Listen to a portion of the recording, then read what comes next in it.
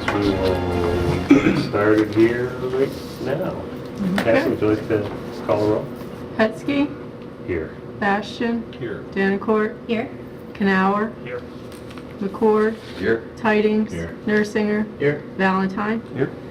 Sangster, Weisar. Here.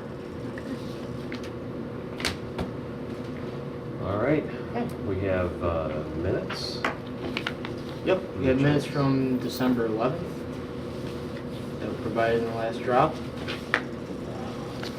Does anyone have any corrections or things that they saw in reviewing them? So entertain a motion.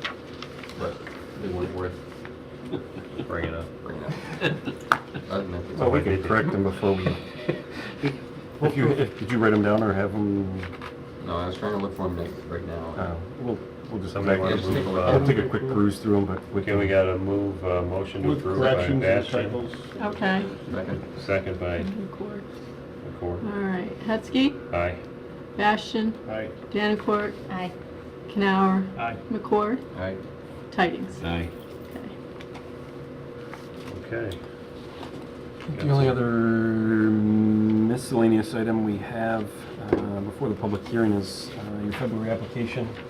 We do have one item for February, 1700 Penfield Road, Penfield Place Nursing Home. We just saw this as a sketch plan last meeting. So they're coming back now for a preliminary final application. They have now submitted grading plans with it. They've updated the plans based on PRC's comments, made comments about the fire lane on the south end. They've installed sidewalk around the outside and shown some drainage stuff for that. So this will be back for a preliminary final application for you guys on your February 12th agenda. So the parking to the top remains. They are as- showing the parking at the top. They've shown some additional spaces at the bottom of the screen. Right. So I guess that's one good question is that necessary or is that meeting our code or can those be land banked? I think that's a question at the public hearing for them and also be a PRC comment. Is there an opportunity to, are they just trying to meet our code requirements or do they truly Do they need those need the many parking? spaces? If they don't need them, they could potentially land bank them. I know maybe it was the owner or whatever, they suggested possibly a fence there for some visual buffering to the neighbors. I think there's some other opportunities that could be done. It is close. Those neighbors' concerns. Excuse me, yeah. There's definitely, I think, one area open to that one lady's house that spoke. They can see their house.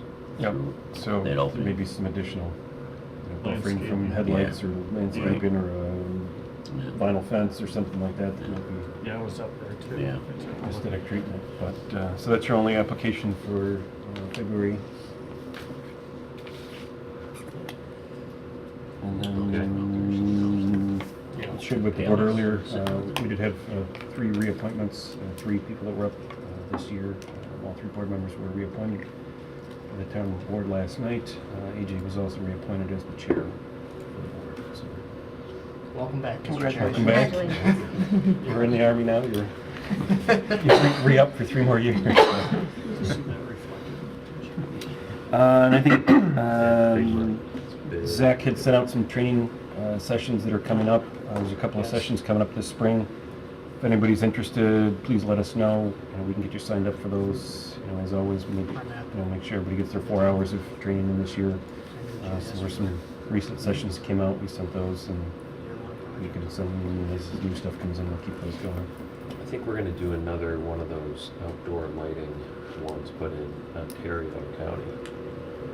So we have an interest. Good session. So that could be something that Yeah. some of you guys want. You guys? Yeah, the IES. We put a little outdoor lighting, kind of a basic course for understanding basics of outdoor lighting together. Yeah. Yeah, we did it. I thought you were going to send out notices to everyone, but apparently not. We missed the memo. We missed it. We missed the memo. Like, we can talk about this offline. But hood plane. But it's Yeah. it's an opportunity for some Finger pointing. basic knowledge, outdoor lighting technology. Probably that day that all our email went down when someone decided to wipe That the telephone that must pole. be it. Must be it. I bet you. We had some other Right. planning board and Car zoning board accident down people here. from around the That was county. 2 months ago. Veterans Day, that's it. Hmm? It was Veterans Day. Veterans, okay, Yeah. so November. It's all in there Well, there somewhere. actually was somebody that took out the pole down the street. They were driving their Viper and Really? didn't make the turn. Oh, yeah, I remember you telling me. Took out the pole and took out. Mhm. Well, it was like. Used to be a Viper. That was. Now it's a smart That's car. scrap metal. What's that? Is that the week of Christmas? No, that was like Pete Veterans said Day. Veterans Day. Oh, Yeah, it Way was back. I know there was a, the last warm day we had before winter. So. I think that's all the miscellaneous items we have for Okay. right now. So we do have 3 public information and public hearing items Tonight. coming up. We'll get the applicant set up front. So should we adjourn until 7 o'clock? Take a recess? Yep. I guess we'd recess, right, not adjourn? Yeah, recess. All right, we'll recess until 7 p.m. 7 o'clock.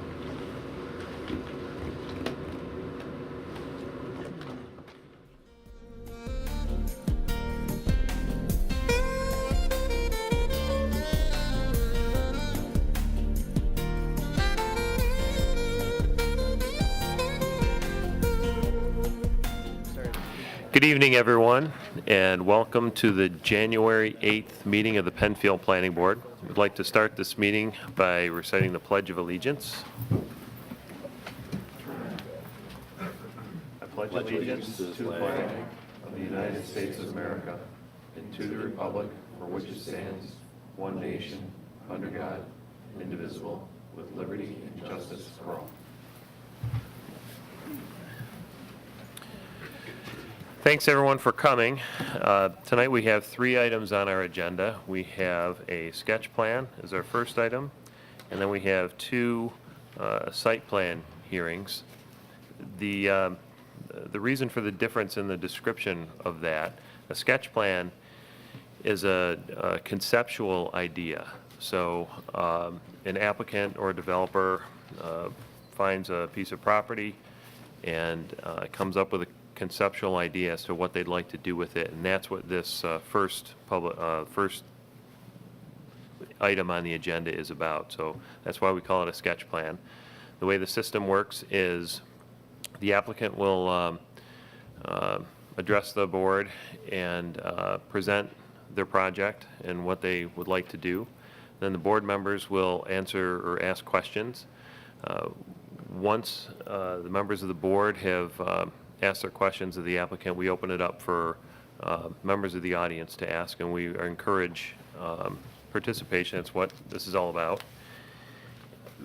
There's a number of people here tonight, so if you would like to speak and could fill out a slip of paper like this on the table right back there, and we'll have one of the staff members bring it up to the front.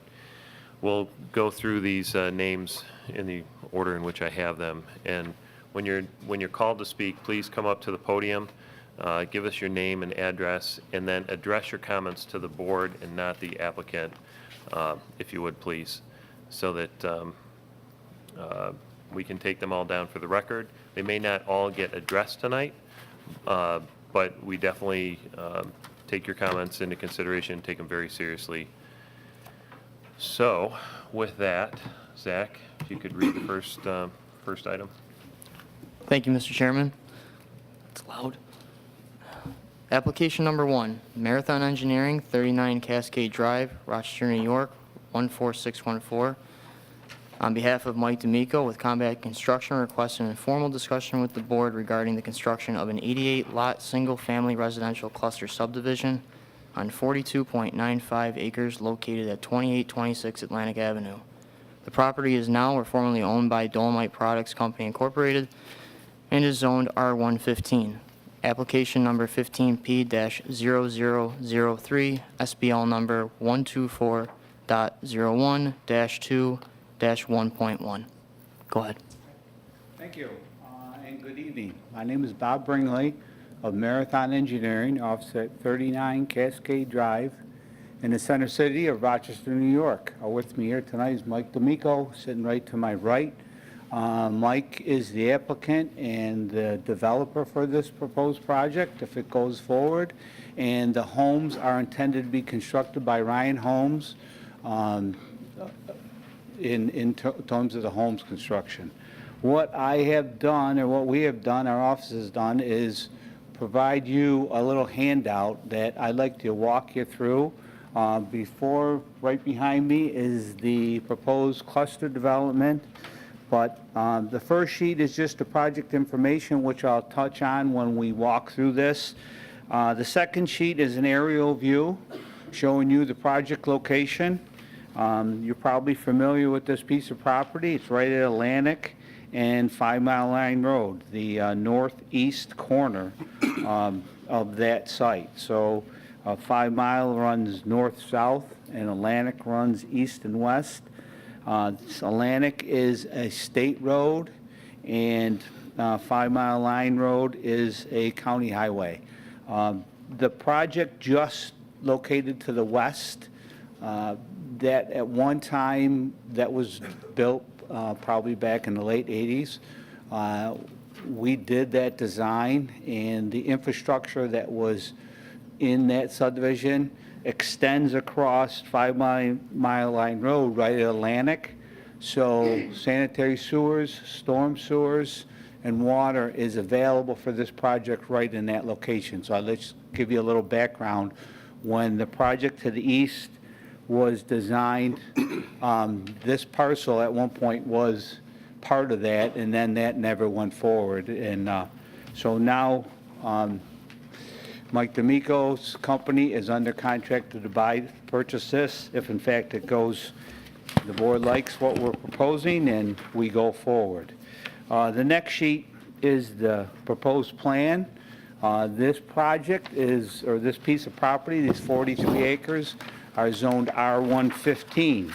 So basically 15,000 square foot lots, 100-foot lot width, and the corner lots have to be a little bigger. There's a little additional requirements for such things as lots that abut a state highway or a highway, lots that back up to a highway, and corner lots in the subdivision. The clustered, we're proposing to do this project under Town Law 278 as cluster development. We believe that has a lot of advantages for this application. The first one of the major advantages is to our client is they don't need that large of a lot. They don't need a 100-foot wide lot to construct the product that they like to put on here.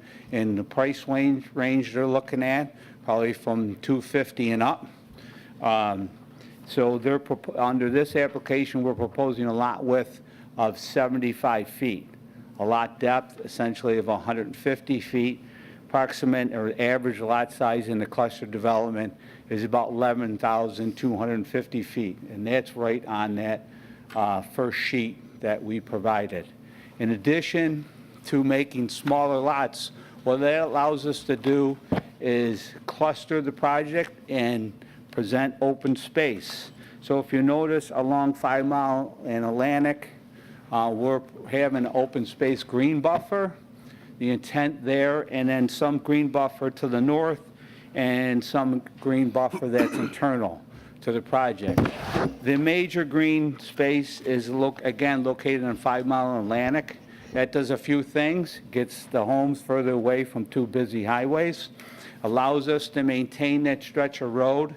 What we would like to do there is create some landforms, do some landscaping, put that under a conservation easement.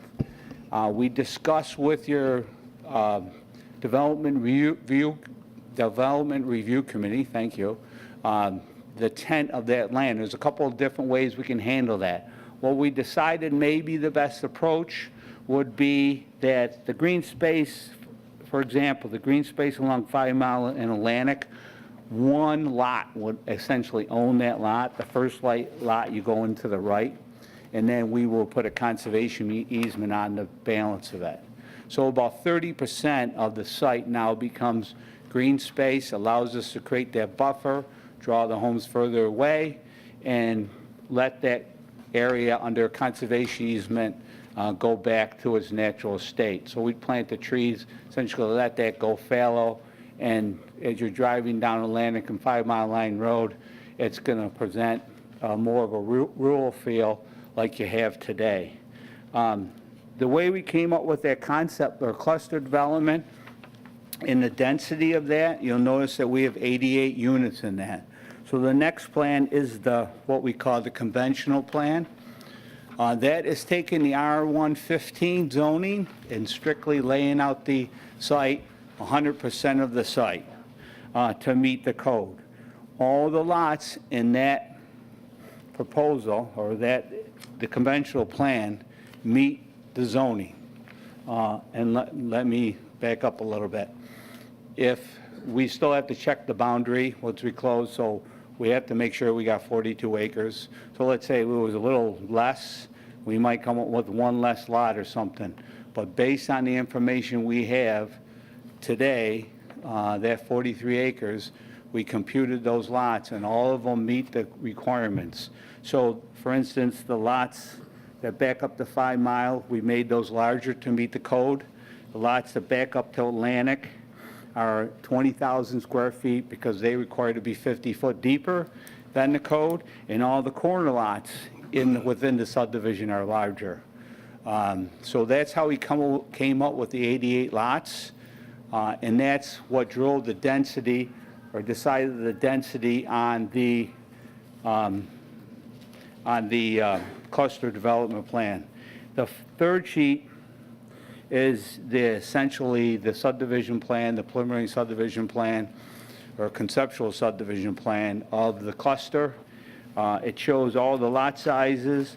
It shows the areas in the open space, which is, again, is roughly about 30% of the site. Another advantage of a cluster, besides the fact that we can create buffers, we can reduce the lot sizes, is we have less road. So if we have 30% more green space, conversely, we have less highway. That benefits the developer because it's less initial costs, but it also helps the town in the long run because it's less road you got to plow and maintain, and establishes essentially the same tax base and maintains that open space. So we're really excited about this project. We love the location. It's a great piece of property and a great location in a wonderful town. And we hope that, the board likes the layout, and we're here to hear any suggestions for improvements. Thank you. Thanks, Bob. Could you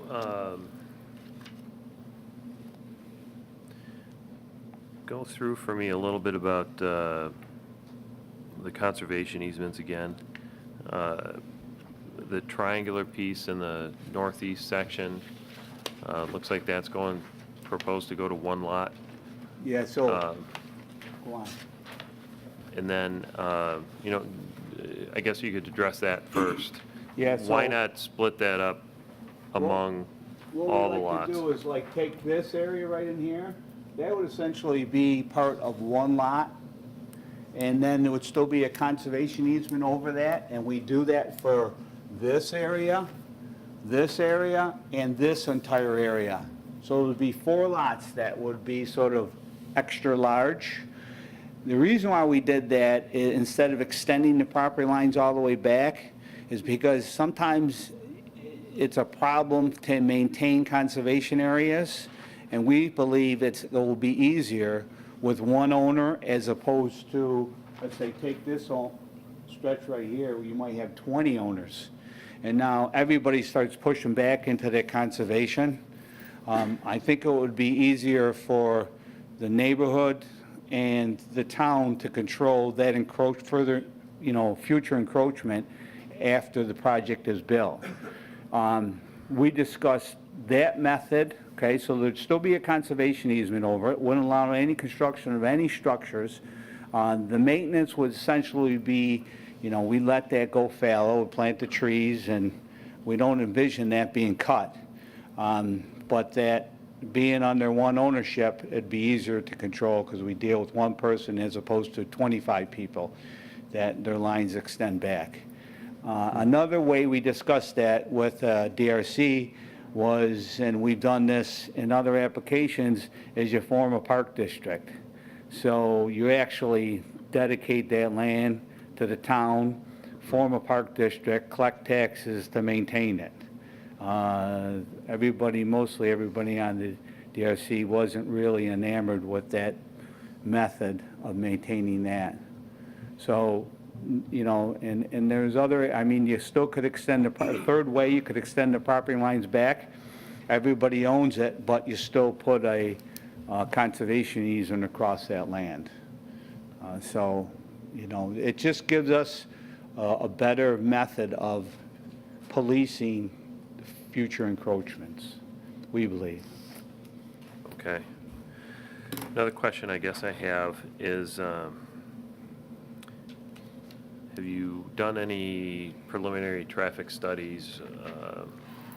You know, I'm doing the quick math and I'm thinking, okay, most people have 2 working adults in the house, and if you got 88 lots, it's 176 Yeah, cars added at 7:30 a.m. to 5 Mile Line Road. We have not done any traffic analysis yet because it really wasn't appropriate this time, but that's something we discussed. The client is willing to look at the intersection of 5 Mile and Atlantic and see how this project will impact that intersection, if in fact it does. Okay. Anything else? Yeah, go ahead. Let's talk about the conventional plan. Yes. The density is based on that. And on the conventional plan, you show 10 lots that have a portion of a pond in the lot. Correct. Are those buildable lots per town code? Yes, They have the necessary setback from the pond. they're correct. Yes, they do. Those lots are over 200 feet in depth, Okay. so. And you also have, you show lots 36 through 44 or 42. They're double stacked. I'm just curious, where would you access those lots from? Those lots, if constructed, would either have individual driveways, which I don't think the county would permit, or they'd have to have some kind of service road servicing those lots. So would you still be able to add the service road and keep the lot size to meet code? Yes, we would. Okay, but it's not shown on the conventional plan that I'm Well, looking I'd have at. to actually draw the service road and show it, but those lots meet the code as presently Okay. described, yeah. You're talking about 38 through 36 Yeah, through 42, 40, 36. on yes. the very west What about side. 34 and 35? 34 and 35, No, you're right, they're also double stacked. yeah. They require access, To Atlantic. yeah. So you'd propose Or- a driveway coming off Atlantic, Yeah, or? or we'd have to tie them into the private drive off of Whalen, off of 5 Mile, excuse me.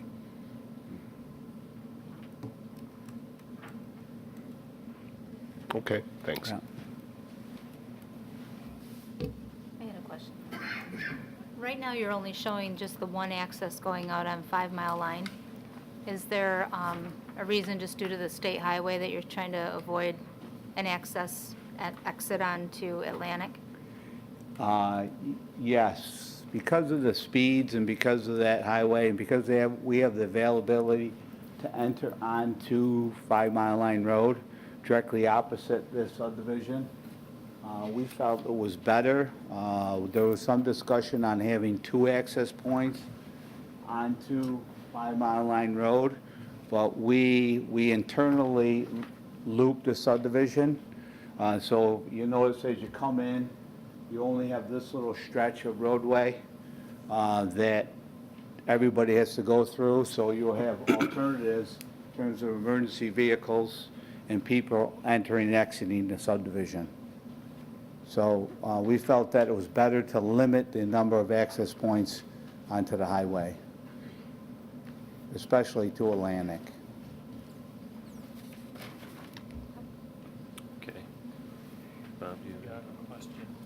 Bob, Yeah. on the perimeter lots that are on 5 Mile Line and Atlantic, what do you envision or plan for buffering on those backyards to those highways?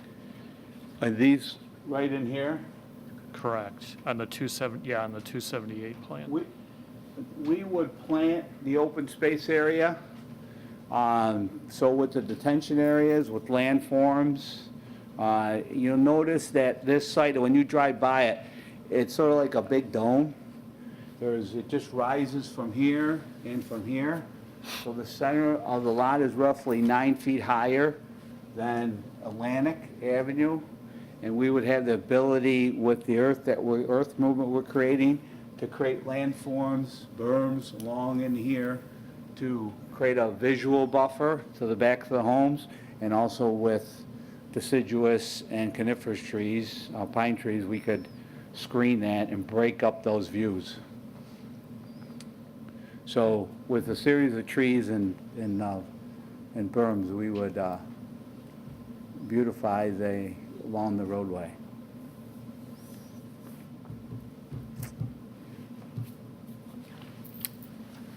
Hey, Bob, Yeah. you mentioned utilities going to the east or the west? They go to the west. I might have said the east. Sometimes So are they all already across the road, or you have to cross the road to there's a bring sanitary things? sewer in a manhole right there Okay. that comes across the road, and there's a 27-inch storm sewer that comes across the road right there. Okay. Yeah. Okay. Any other questions from the board at the moment? Okay, I'd like to open it up to the audience. Do we have a Jason Frank? Jason, if you come up. Hi, Jason Frank. I live at Terrace Hill, which is right in here. I've lived at Terrace Hill for about 10 years, and I've driven on 5 Mile Line Road for about that amount of time, so I usually take a right going south. And I can tell you in the morning when the middle school or the other high school are going, that very often the road and the traffic are backed all the way back up to, I guess it's Whalen. And so it's a lot of, there's a lot of traffic there already. And so adding another, 88 properties, 100 and however many cars, I personally have a concern, I think maybe the neighbors that are here tonight have a concern that will just block that traffic. And maybe if you could put a helicopter pad here, that's the only way you get in and out of there. So I just, in all seriousness, no, we just want to be cautious of that. I've lived in Webster, Penfield and driven on this road for 30 years. And in the time before Webster got developed, the county road that runs north-south that is 5 Mile Line was very much a country road. Now with all the development in Webster and all the traffic on 590 going south, you're going to see increased amounts of traffic. And so just any development that we do in that road, I don't think it was designed or is set up well for traffic at that intersection. So it really needs to be considered. That's really all I have as far as that goes. So thank you. Thank you.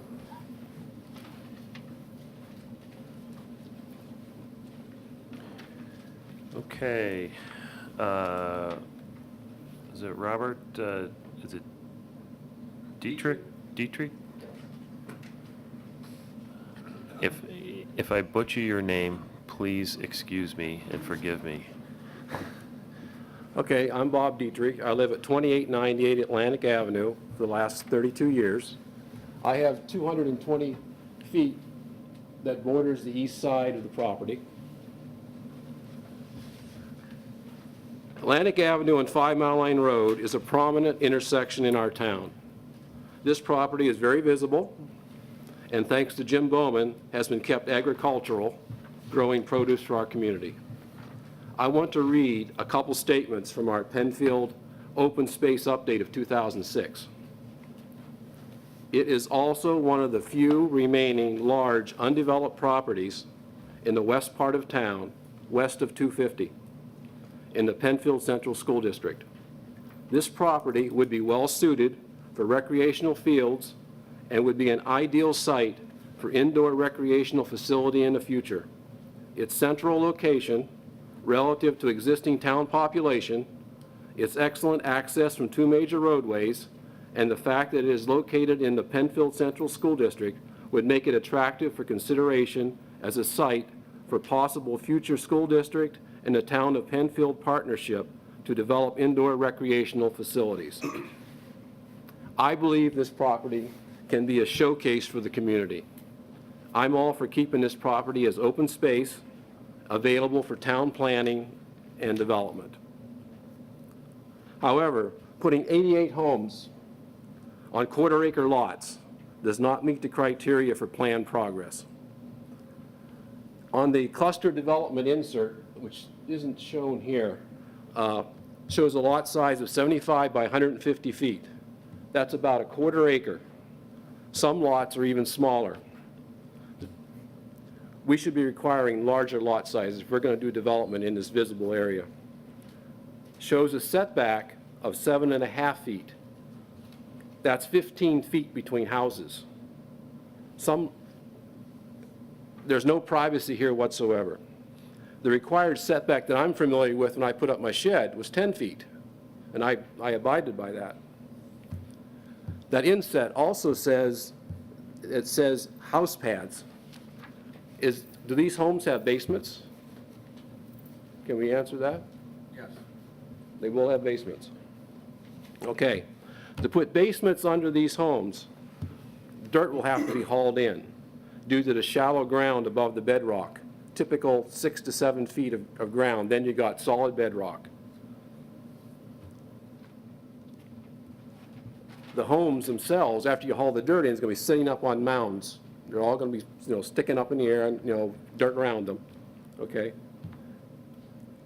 The depth of the bedrock was surveyed. I saw the excavator out there doing the matrix dips across the place, and I can confirm for myself that it's 6 feet to bedrock where I live. Okay, and absolutely there are buried boulders within the whole property.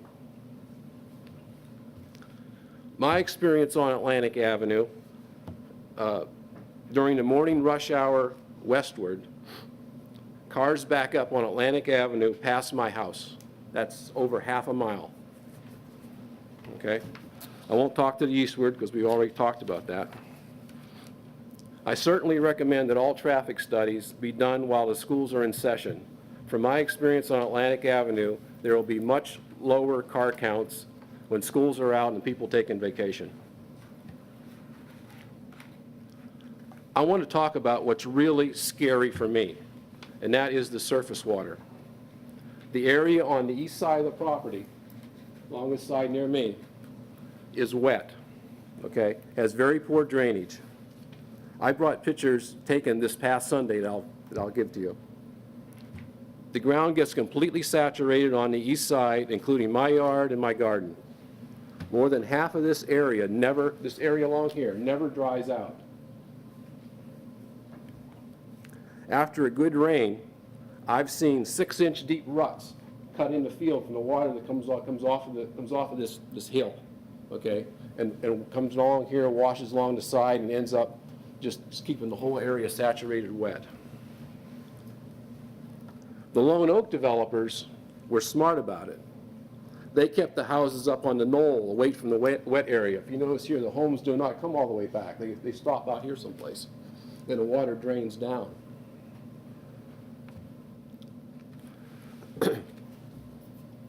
I recommend moving those proposed homes on the east side out of that wet area. I wouldn't build a house along there myself. I'm requesting that a ditch be put along the entire east side to drain that area, okay? The big question is, where should the water flow? The proposed pond on the east side, okay, cannot be here. And it will be a pond of stagnant water.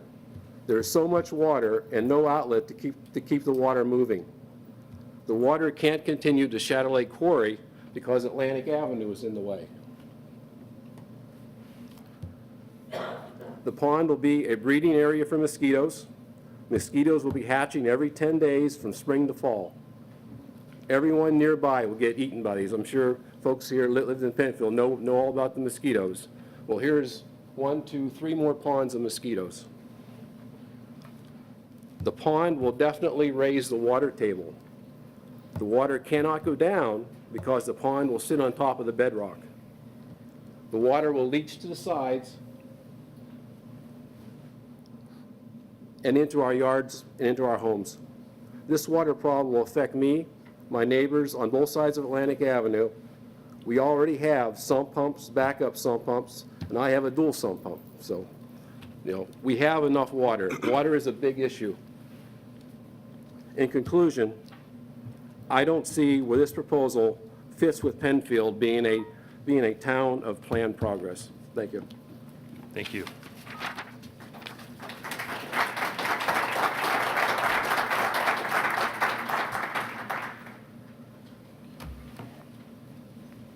Thank you. Okay, do we have a Matt Jewett? Second agenda, okay. Thank you.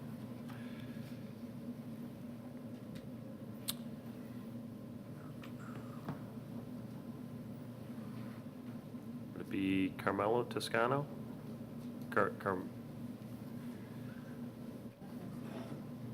Mr. Toscano. I'll speak from here. If you could actually, I'm sorry, I need you to.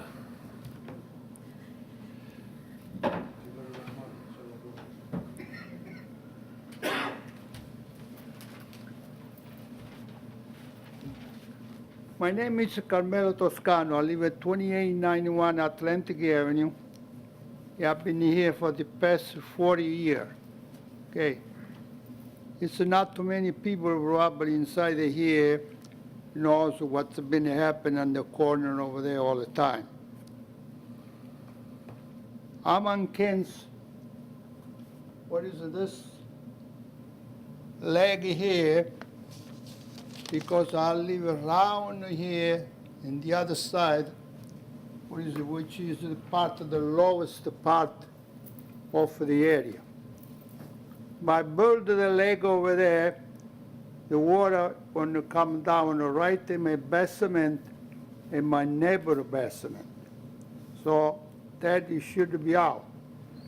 Another complaint is this pond have overflow. When it's overflow water, this water going to go. I want to know whether the overflow water going to go. Okay. Thank you so much. Thank you.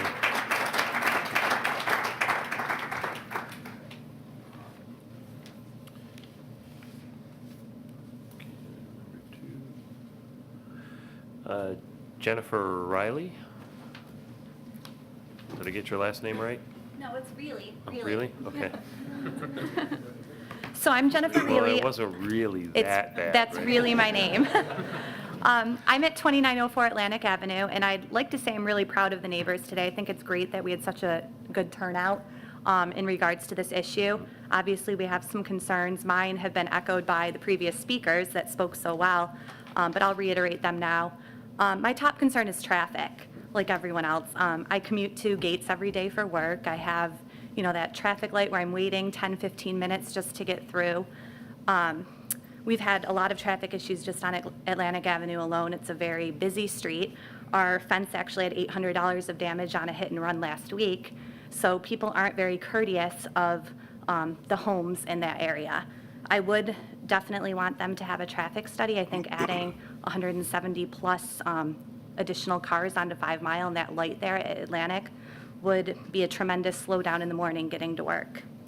I'd also like to voice my concern in regards to drainage. The developer, Marathon, mentioned the dome, rising from here and here. I also have that concern with additional water in the basement of my home and where that water would end up. Thank you. Thank you. Okay, Bill Speckscore.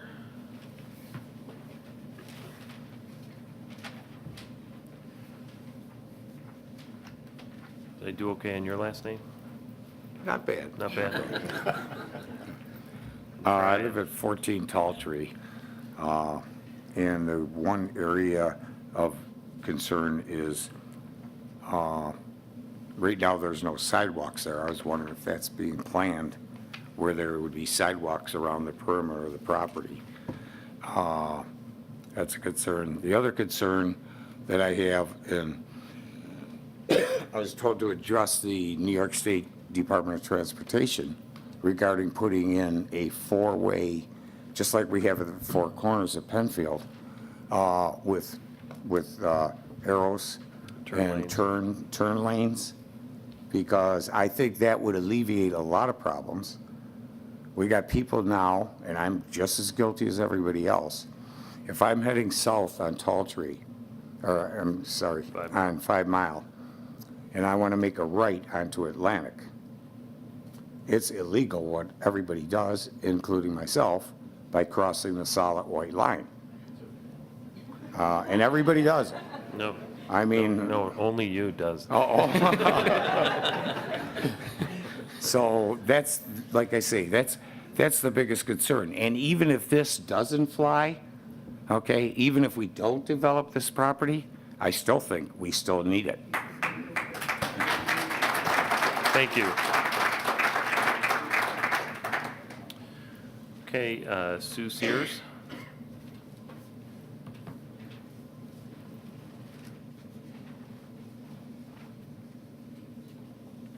Good evening.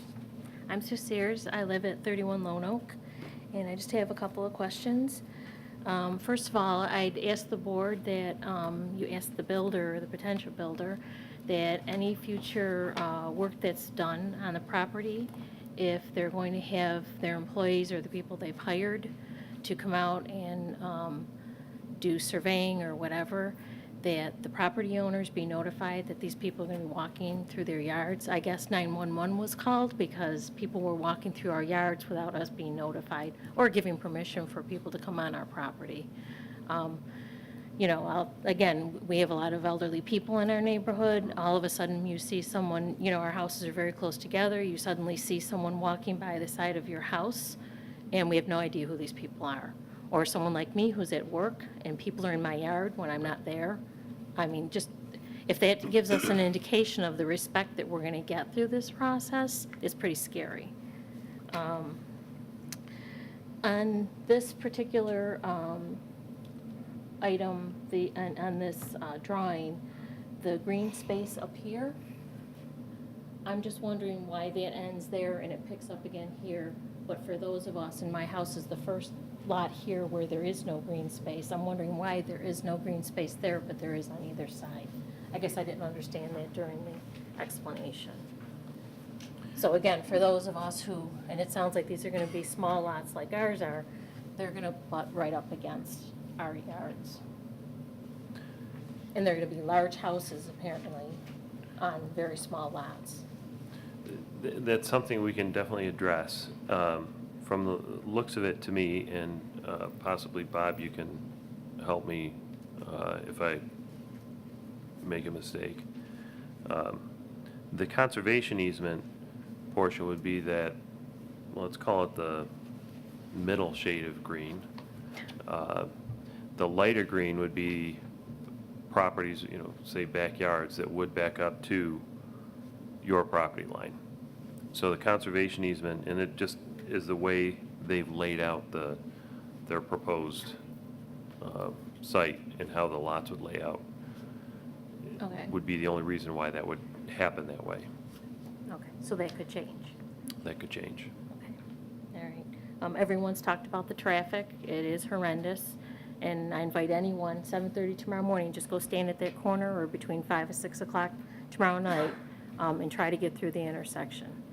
Trying to make a left going in any direction. Trying to make a right is difficult, and I think we all make that little illegal right-hand turn every day. You do that too? Yeah.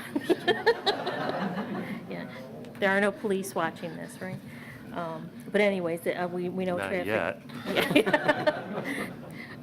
We do know traffic is an issue. I'd also like to know if there's any opportunity for those of us who do live with the lots that butt right up against our lots, if there's any opportunity for us to purchase outright one of the lots so that they don't build behind us. It's a very good question. Also, it's a issue for me, the animals, the wildlife that lives there now, the deer, the geese, the coyotes, the fox, the wild turkeys. Is there any consideration for them, or what's going to happen to them, or where they're going to go? Other than maybe our yards, which, I mean, I wouldn't mind, but I'm sure not everybody would be so happy to have that. And my last question is, we love, obviously we love backing up right now to what I consider green space or farmland. But over the years, I'm guessing that there has to have been pesticides or whatever in the land over all those years. So what happens to that land? What happens when they start digging? Is that treated? Is it hauled away? Is that dust in the air that's coming towards us? Is there building? And I'm guessing it'll be 2-3 years to have that all developed. So for 2-3 years, are we going to continue to have to worry about whatever's being dug up there and come out in the air? Okay. Okay, all right, thank you. Thanks.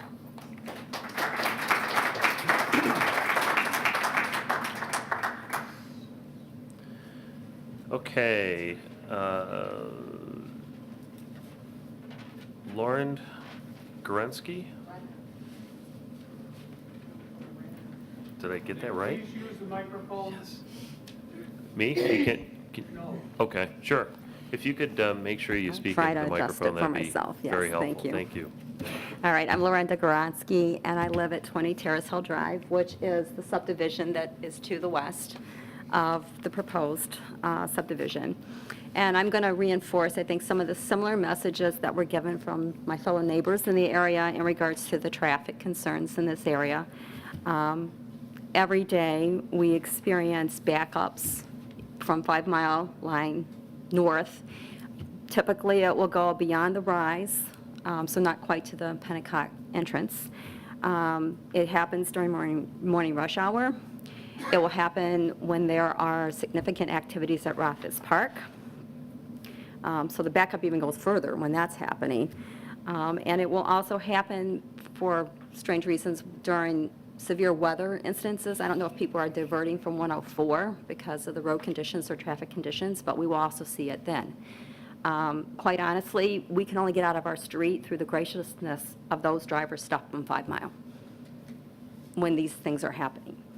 So that's a concern for me that we're going to now add 88 more homes, 150 to 200 cars twice a day in that area.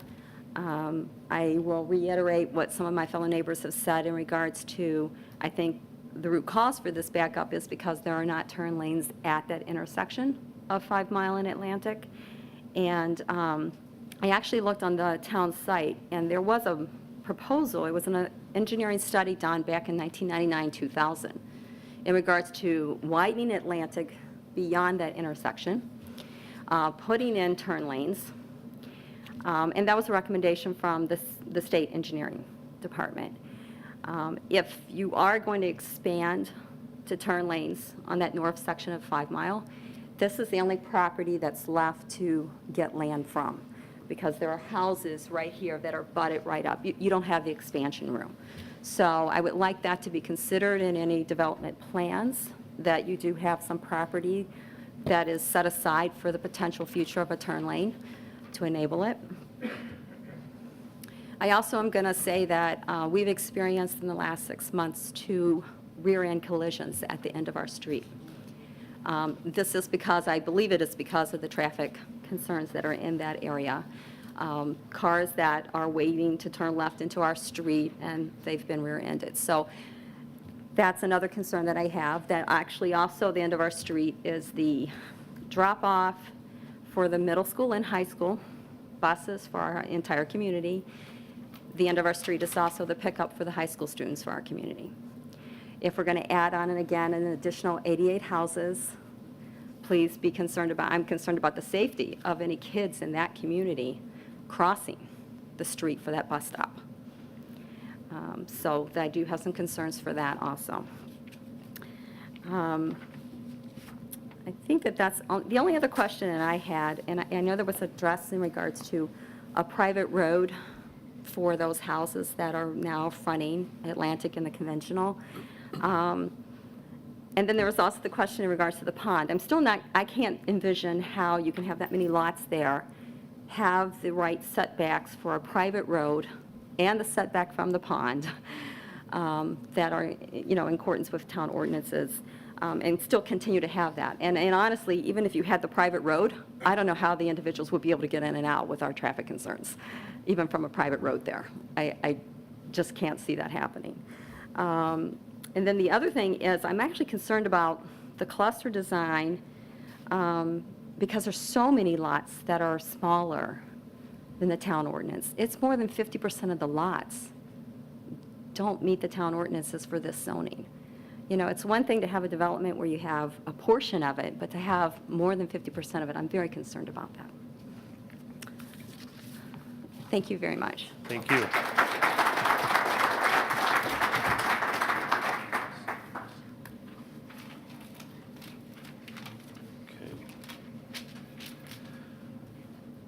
Okay, we have Mr. and Mrs. Mike Gentile. Gentile?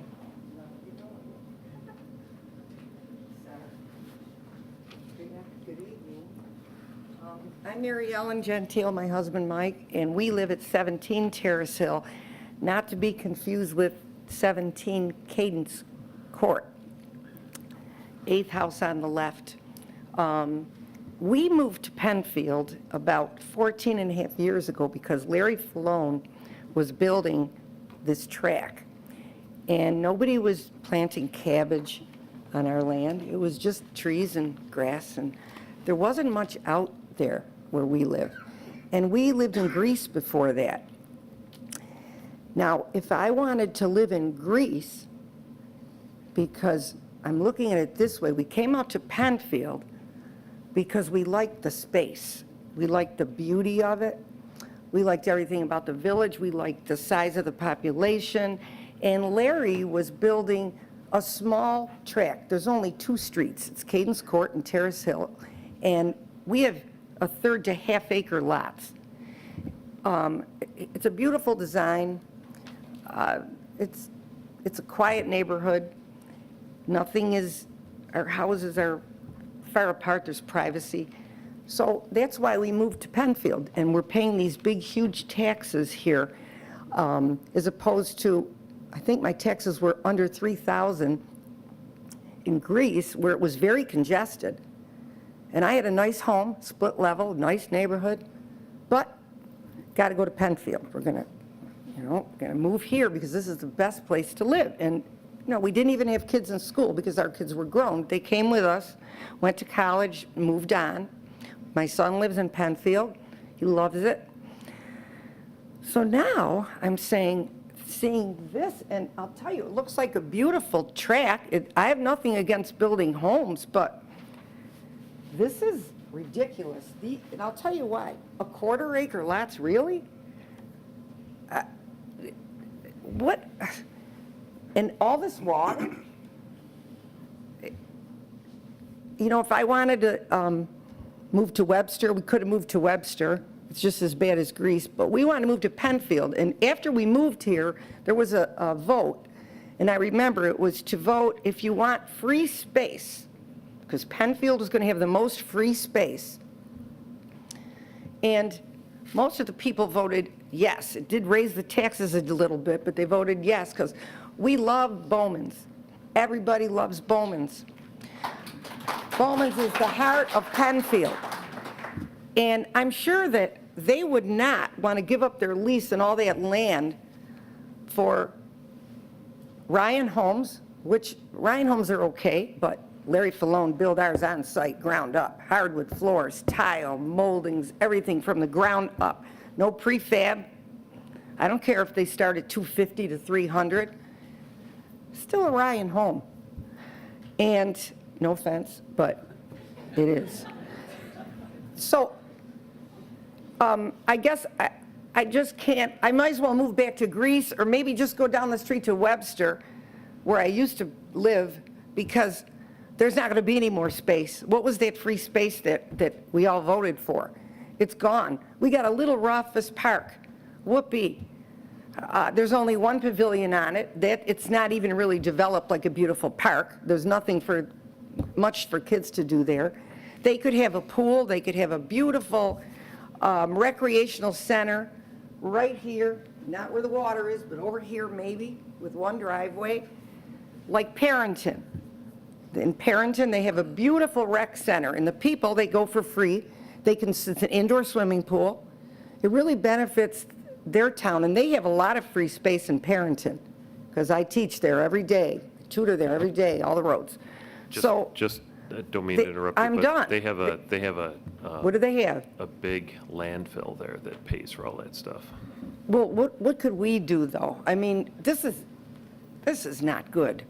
We would need 4 lanes on 5 Mile Line and Atlantic Avenue, and then it would even ruin it, because it would be like a big highway coming off of our street. Why can't we just have the space, let the farmer farm on it?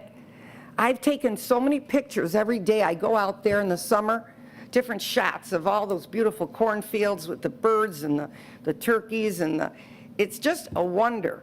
And you see these little people, and they're picking the crops. Come on. I mean, does everything have to be houses and buildings and Targets and shopping plazas? And like I say, we moved to Penfield, and we're paying these high taxes that we don't think we should have to pay, because we don't even have sidewalks. And now you want to build houses. Is this really funny? No, that's the thing. Thank you. Thank you.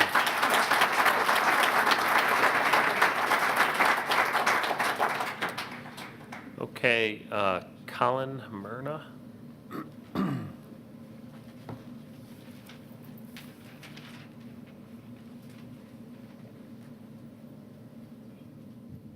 Hey, Colin Myrna. I live at 2883 Atlantic. We've been there about 5 years. That's the second house on Atlantic as you pass the curve. We've had an accident on our property at least once every year since I lived there. And it's not the developer's responsibility to fix that, or I don't even think the planning board. But I have a hope that possibly someday the curve could be corrected so that we don't have an accident on our property every year. We actually had one last night. It was a good reminder to come tonight. I know that the best we might ever end up with is a guardrail there. But if... Can I interrupt you for a second? Are you on the south side of Atlantic or on the north side? South side. Okay. So no homes across from us. I'm worried that if anything is built on the inside curve, that takes away forever the chance to correct that curve. And if the project goes forward, I was hoping that there could be some alternative plan, or maybe this one already does, I'm not sure, but some plan that considers how much space it would take to correct that, and possibly leaves that open so that some years down the road, that could be straightened out. Thank you.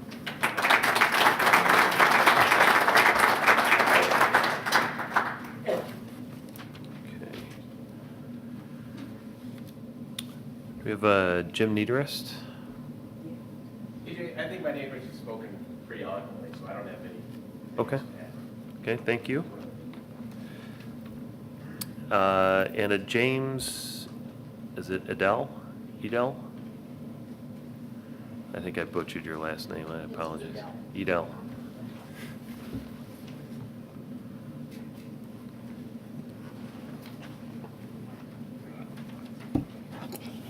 Hi, I'm James Edel. I live at 26 Terrace Hill Drive, and I have the same concerns that everybody else does, traffic, water, and so on. Another traffic concern is our street, Terrace Hill, is directly across the street. With the traffic that we have, it's going to be compounded for both subdivisions to try to get out. Another concern I see is with the open space here, conservation, whatever, the person or persons who own that property get nothing out of it. They're not going to pay the taxes on it. That's going to go back to the town. That's going to be another burden for us as taxpayers. We're going to have to pay to have it maintained. I don't think there's value in that. If you go to the other subdivision where they're bigger lots, that's a little bit better. They do have the side setbacks of 30 feet in between rather than 15, such as this one. It's still too many houses. They are Ryan homes. Ryan builds the code right to the minimum of code. I don't think anybody's happy when Ryan builds a subdivision near them. I don't think it's going to help to increase or even maintain the value of our properties. I think it's going to devalue it. Smaller lots, I don't know how big the houses are going to be, but they're Ryan homes. That is not an asset for us. I don't think it's an asset for the town. I know they, like I said, they built a code, and there are state minimum requirements that they meet. That's it. They don't exceed them. I think it's a poor choice. I know Michael, and I'm sorry to hear that he's even affiliated with him. Once again, I have the concerns with water also. The property does not leach. It's bedrock. We already have concerns with one house over here, right on the corner.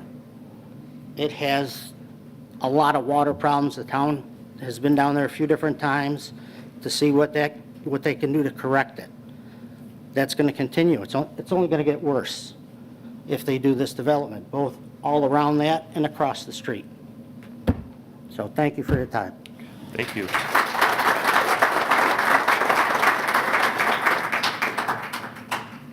Okay, that's all the people that we have signed up. Is there anyone else that would like to speak to this? Mr. Baumann?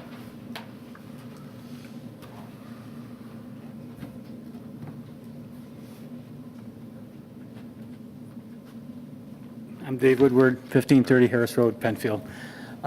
Just a few small things. I do think it is important to maintain some of this area as far as a buffering for future changes, along that area. And the one thing, when you talked about having the conservation easements, I think you need to look at, can they be resold? Are you looking for, if you're really going to go to one owner or multiple, you want to make sure that if it's deed restricted, if that's what you really want to control. As far as the one comment about pesticides, Mr. Baumann, farms, so I don't believe that is an issue relative, to the site, because otherwise he wouldn't be growing the vegetables that he is. And I have to agree with the vast majority of the statements in regards to the traffic, and the drainage is always an issue relative to the existing homes, And I think with the bedrock being at a level, the water's going to follow that. So the depths of the basements, that they build on the new homes, that will be potentially an issue, as far as the water following that. Thanks. Thanks.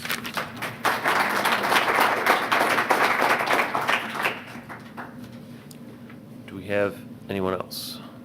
Yeah, come on up.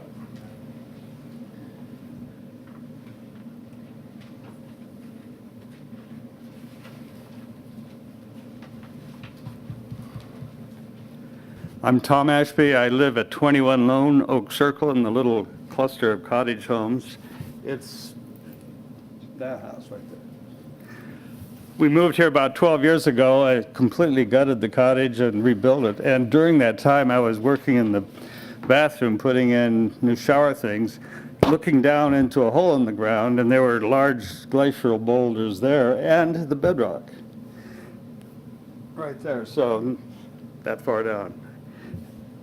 Every spring we have a pond in our backyard, which is not a very big backyard, but it's there, and on the side of our house as well. So the water table rises above the level of the ground.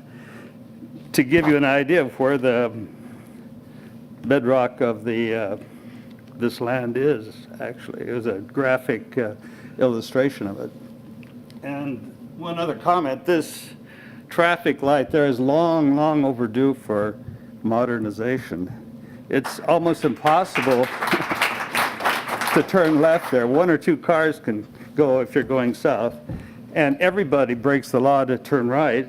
You have to. Otherwise, the traffic would be backed up to Ridge Road, I think. So that's not a problem of this development, but certainly that's only going to get worse over time. So that's my comment. Thank you. Yes, sir, if you could come up.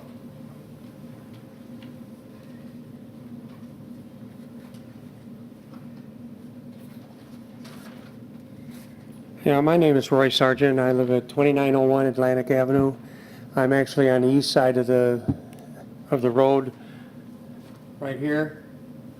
And I bought my house about 3 years ago. I moved in there and I put an addition on the house. It was a very small house. And I thought that I was going to expand the basement. But once we started digging, there was no way it was going to happen. Now I have a crawl space, which I could hardly make it on my hands and knees. Because of the bedrock, I had to spend an awful lot of money diverting water so that I have a dry basement and running a sump pump. Also, even with all those efforts I have made, when we have a great deal of rain, such as we had this last summer a couple of times, I still had some problems. Even after, having several contractors give me their best, which was only so good.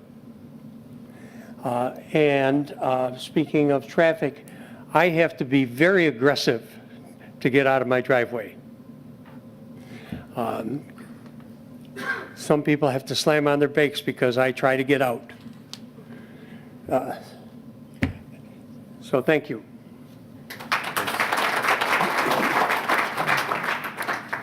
Yes.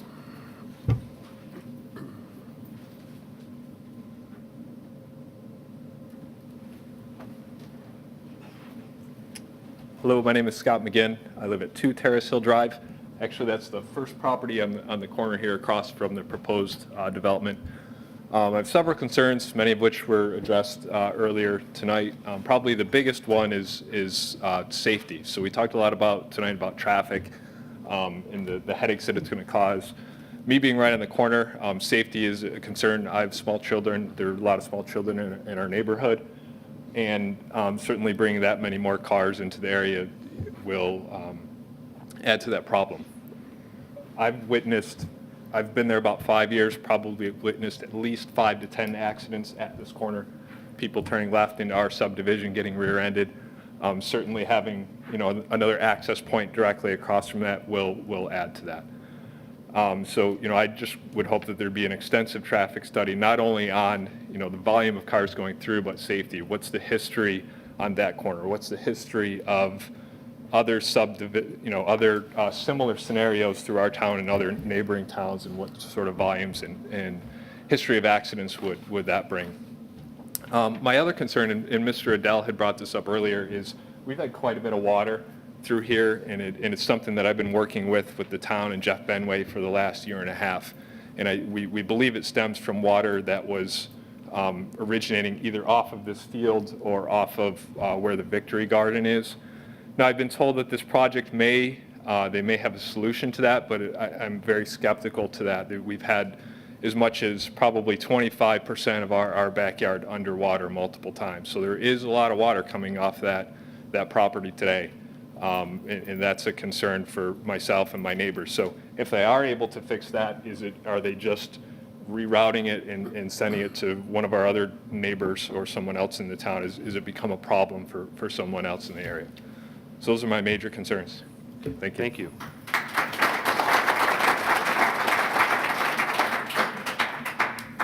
Do we have anyone else? Sir?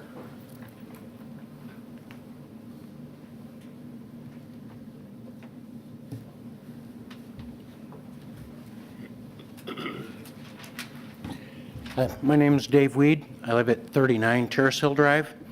I live in the community right across, right over here.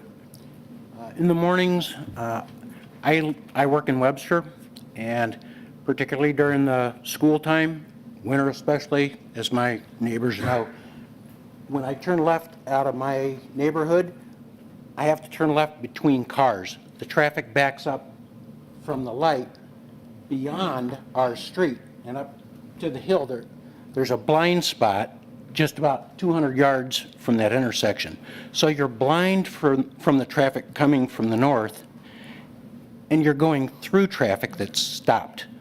So since you board members are the key decision makers, how many of you travel this intersection going to or from work? This one. Do any of you? Used to.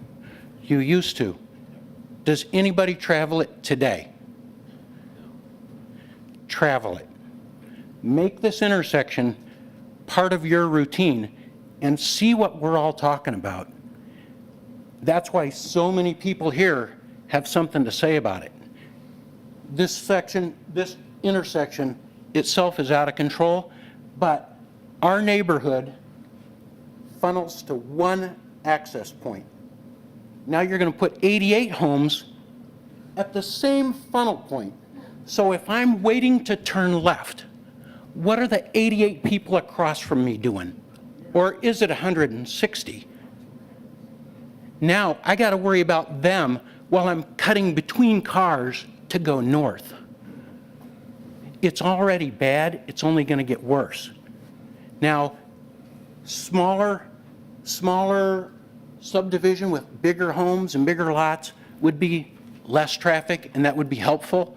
It doesn't satisfy the water problems, but it would at least limit it. However, having a single access point in and out is nothing but a bottleneck, just like we have in our neighborhood. So when an accident happens here, what happens to the traffic in and out of both neighborhoods? It's the same thing. So I would just ask you, feel our pain, visit this intersection at 8 o'clock in the morning. Thank you. Thank you.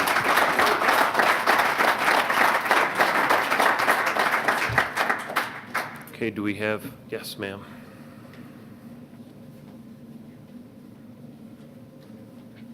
Eileen Dietrich, 2898 Atlantic Avenue. If they're going to have basements under here, are they allowed to blast through the bedrock for utilities, for basements? Blasting, they do it all the time at Dolomite, and we feel it in our house now.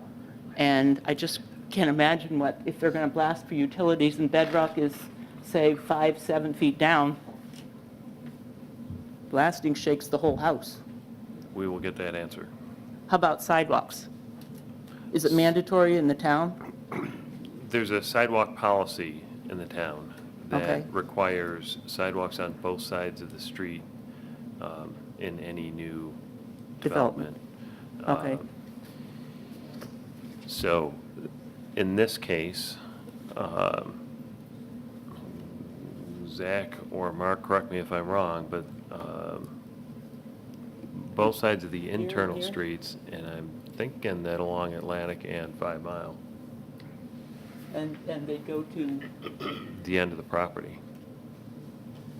okay, Unless they go for a waiver from the town board, in which case they would pay a fee if the town board grants the waiver. It'd be speculation on my part, but it'd Right. be doubtful that they would waive it on 5 Mile and Atlantic. Sometimes they do it on the internal streets, like one side. right. But if it's waived, the plan is that money goes into the overall sidewalk fund to help with sidewalks, Okay, the sidewalk grand plan throughout the town. okay. But Mark, I'm is real that right? concerned about the blasting, because when they blasted for the sewers along Atlantic Avenue, the whole house shook. The whole house shook. and they had a blast to put those in. Thank you. Okay, do we have anyone else? Going once? Anyone else on the board? Care to make any comments? Mr. Bringley, Mr. D'Amico, would you like to finish up? Any closing comments that you have? If not, that's okay too. Just basically that if the board likes this configuration, we'd like to come back the next step and incorporate a traffic study and, you know, provide drainage computations and analysis, because we believe that this project will in fact help the drainage situation, because right now we got 42 acres of uncontrolled drainage onto the neighbor's property. We're going to pick that up and detain it and discharge it at a controlled rate. And then provide the other additional information in regards to, you know, house sizes and whether we're going to blast or not, or how we're going to approach that, and the other questions that were raised today. So we appreciate all that input, and we believe that, you know, if the board likes this configuration or 278 concept, we'd like to go forward and present that information further to the board. Thank you. Thank you. Thank you all for coming. Our next step in this process, just so that you know, we take everything that everyone said, all the submitted documents that the applicant has provided the town, and we come up with a letter in response to this meeting with pretty much summarizing all these things. So, and then the applicant decides as to whether they want to pursue preliminary final hearing on it, in which case you'd all be invited back again to see either something similar or something completely different to this. So, thanks again for coming. Thank you. And do you want to take a 5-minute recess? Well, if most people want to leave, we can recess for 5.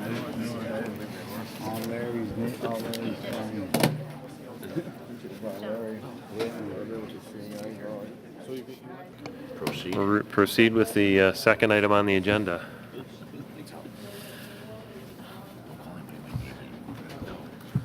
Application number 2.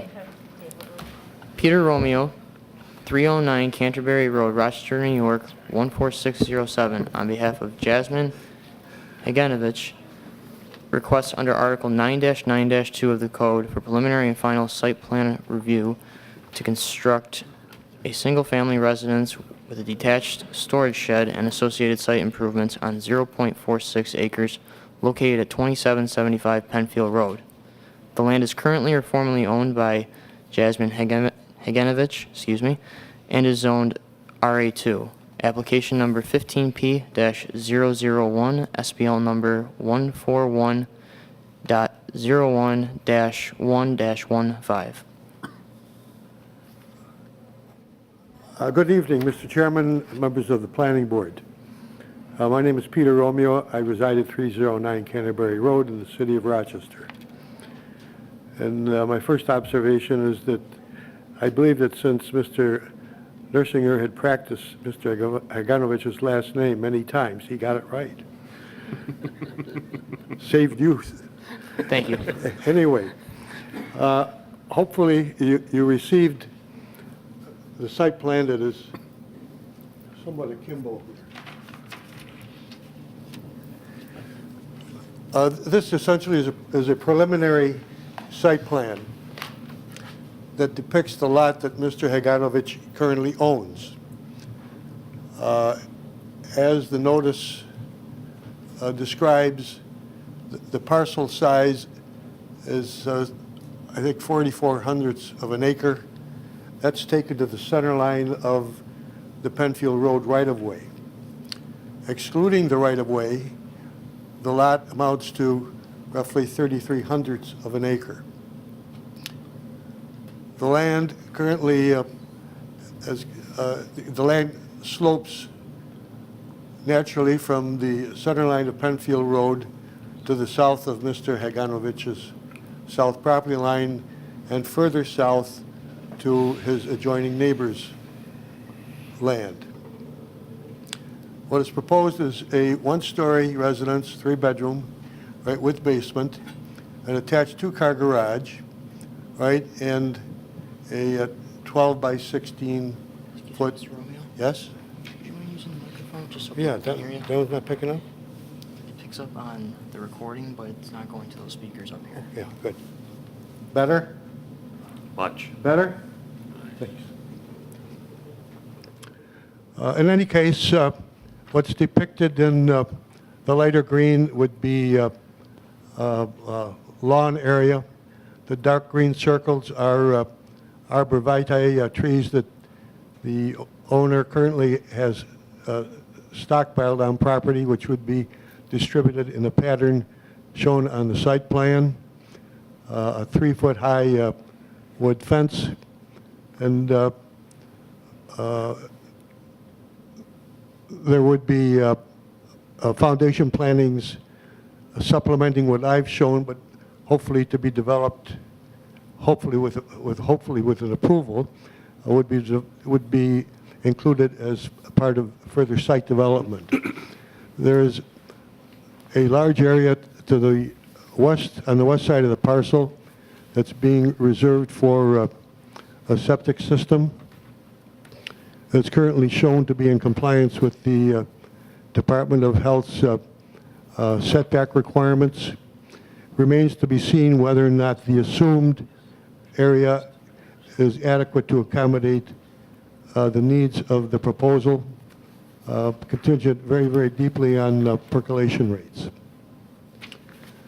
There's enough area on site that's blacktopped that would accommodate the access to 2 cars in the garage, plus 2 guest parking spaces on the east side of that large apron.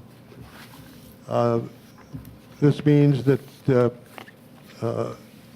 any vehicle parked either in the garage or guests would have the ability to back up, right, do a reverse turn, and then egress out to Penfield Road heading out.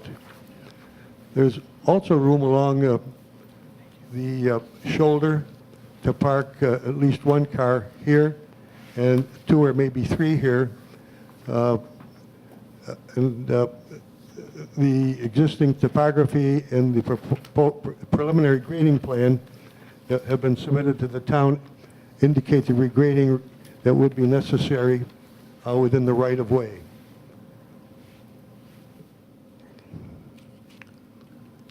I've made contact with Mr. Kassman from the Department of Health. He was kind enough to email to me his department's standards for septic systems. I've also contacted New York State Department of Transportation, gotten the name of a contact person that hopefully will submit a driveway permit application. The land to the east of Mr. Hegevanovich's parcel is wooded. The land to the west is relatively open. There's a driveway just to the west of his west property line that leads south to his neighbor on the south. Within the neighbors to the south's property, there's a drainage channel. It's at least 300 feet from Heganovich's south property line. And I believe that it's a drainage way that is maintained by the town. It flows ultimately as a tributary to the Finger Lakes. The neighbor's house is located on the south side of that drainage channel. So anticipated that any surface flows that are generated off of the Heganovich's property will be intercepted by the drainage channel before it has any chance to flow farther south. So if anybody has any questions, I'd be glad to entertain them. Okay. Thank you. You're welcome. I just have one. There was a comment about the location of the septic system. Yes. Is that something that could be worked out? Is it, The location, this location was chosen, and I believe that the preliminary grading plan, which shows existing topography, shows the portion to the west to be less steeply sloped than on the east.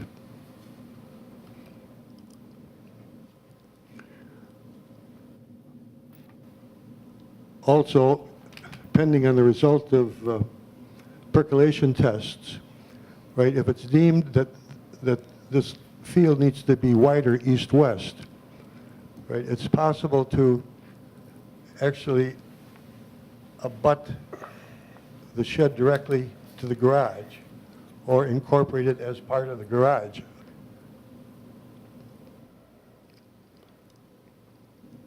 There's an existing active water well over here adjacent to the east property line.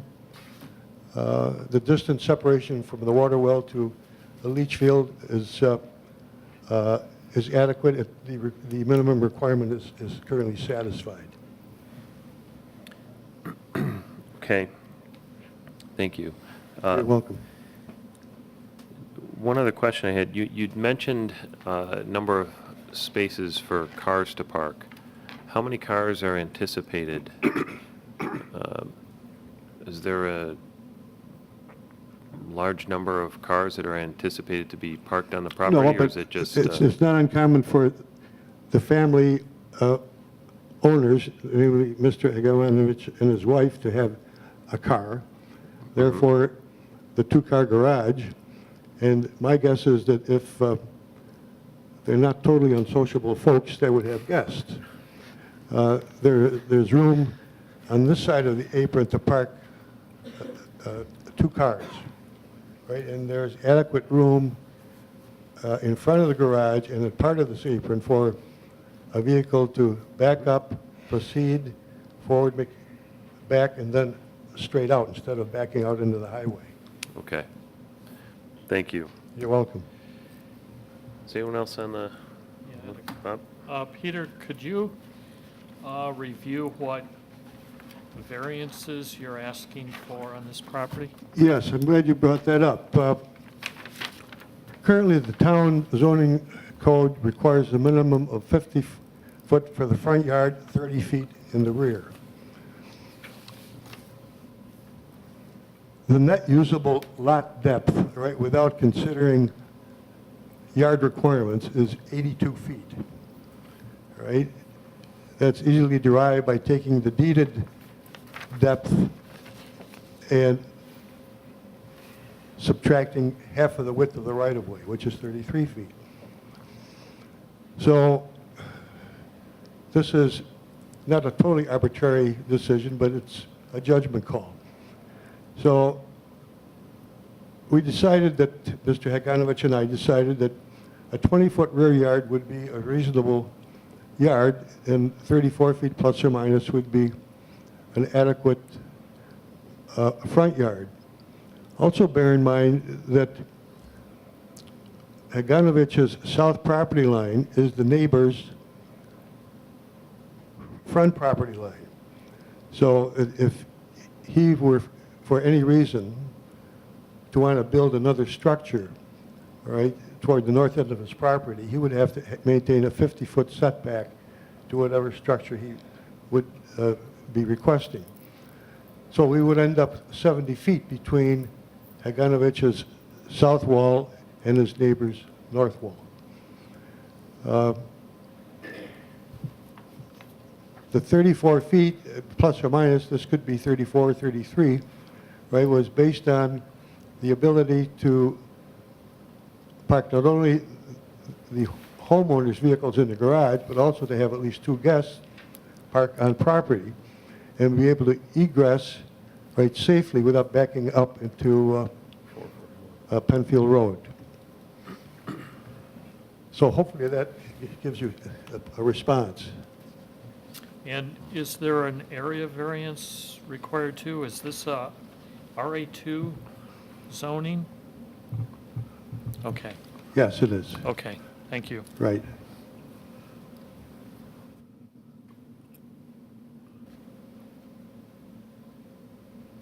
Anyone else on the board? Have any questions? Yeah, I don't know if I don't know if I've mentioned this, I may have, but the existing topography is very, very conducive to having a one-story building with a walkout basement. And I believe that the preliminary grading plan reflects that. Okay. Okay, we have at least one person from the audience that would like to speak. Matt Jewett?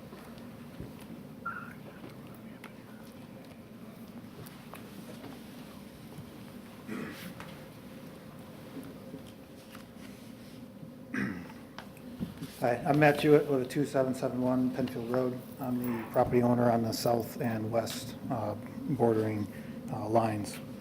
I was here Tuesday night, a few questions for the zoning board, so some, if they're not appropriate here for, and they really belong there, and I'm just not quite sure, so I just wanted to raise them up. It's okay.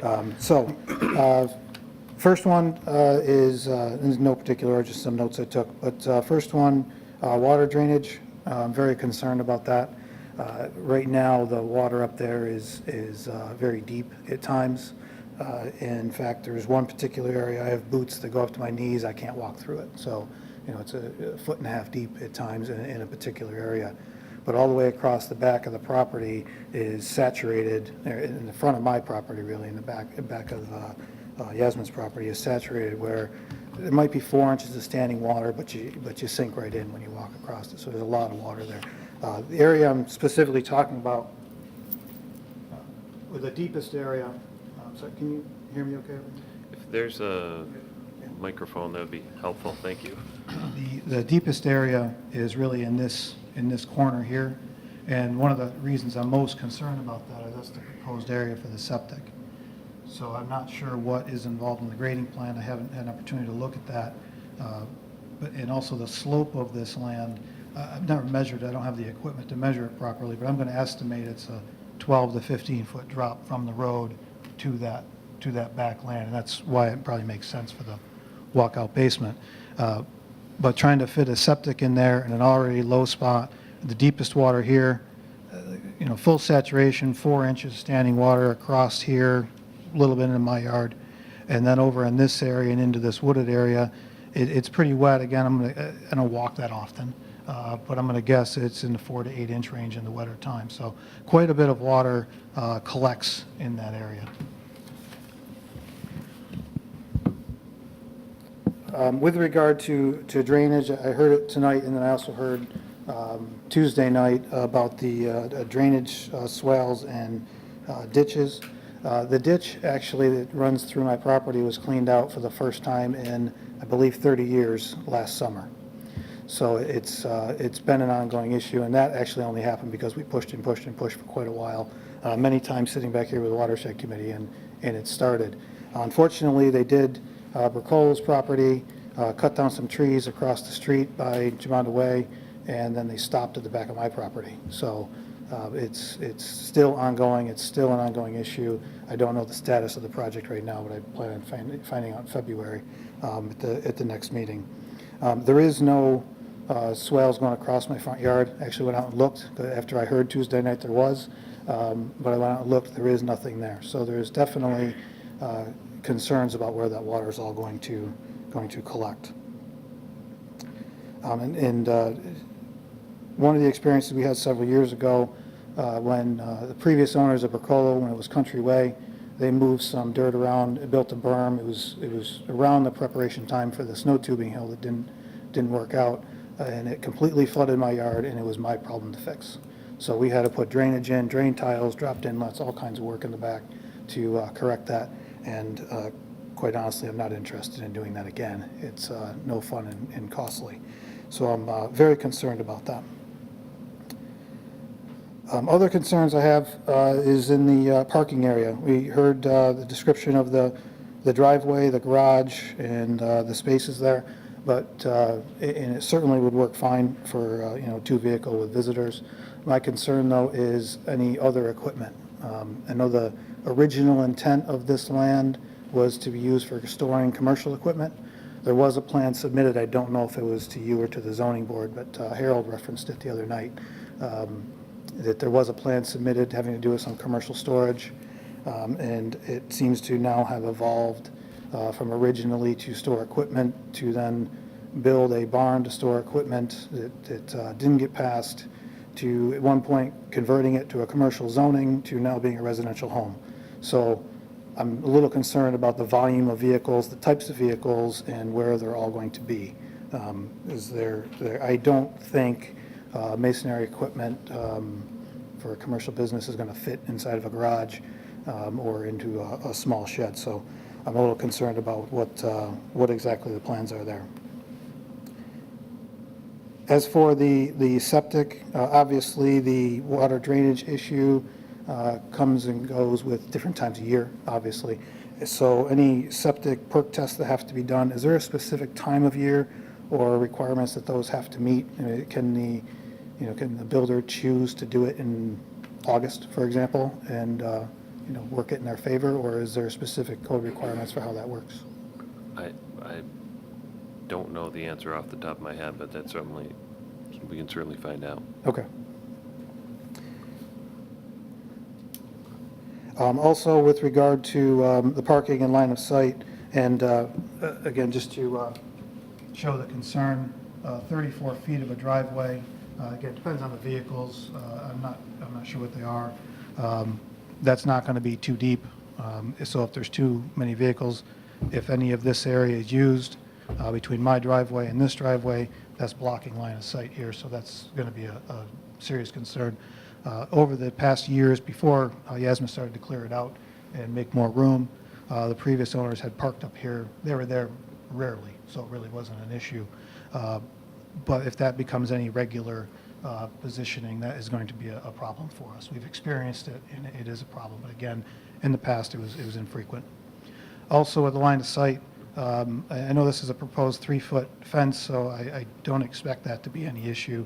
But the tree line here, I believe there's a setback requirement for anything over 3 feet. I don't know that off the top of my head, but I'm a little concerned about how that might grow and develop and create a line. I can't quite picture that in my head, but I think we need to verify what that's going to create there for any blind spots.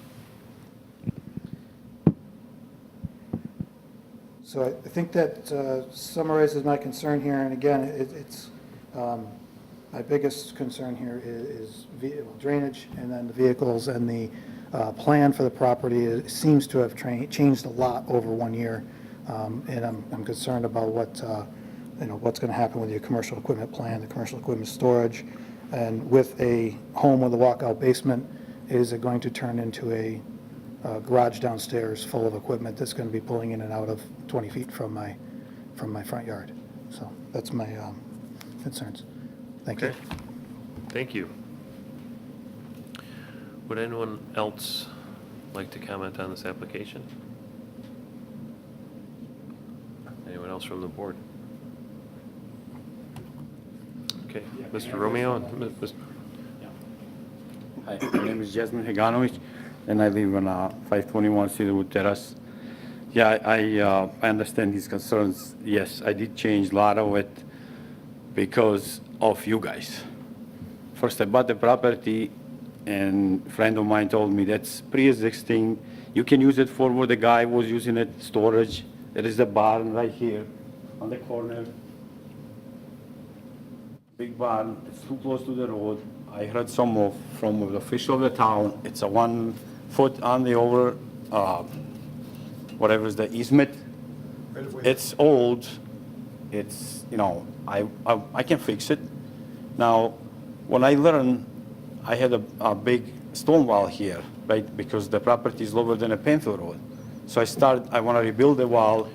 I got the stop sign. Could you use the microphone? Yeah, I got the stop sign from the town saying, stop all the work, you can do nothing. I come in the town, they say, well, you gotta have a permit to build the stone wall here, which was existing wall, just fell down. Then I cleared all those trees. There was an old barn right here. There was a pile of junk, cars, buildings. I spent like $5,000 almost to clear that up. And just trying to make it nicer. Now then I realize if I go by what you or somebody told me pre-existing, I will be constantly in the problem with the town or with the neighbors. So I come up with the idea to build a barn, like the Mr.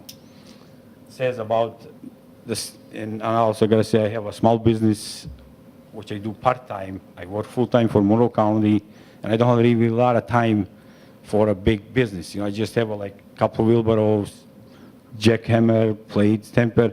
So I was thinking keep it here. I have a dump truck, small dump truck, and a pickup with a snowplow. No vehicles will be here on the road. No need for it. It will never be that. Maybe if we have a party, that will be once in a blue moon.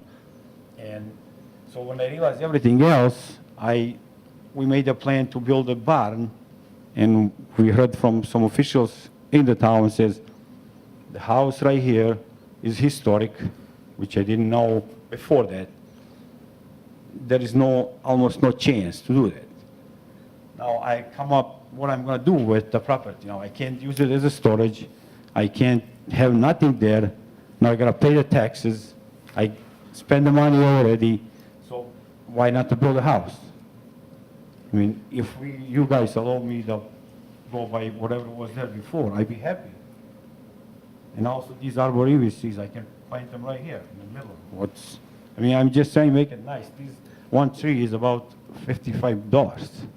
I'm not that rich, you know, but I just, try to make it nice for everybody. Also, he's concerned about the drain the water. This will be almost at the level with the Penfield Road. And most of the water from the Penfield Road goes to this corner.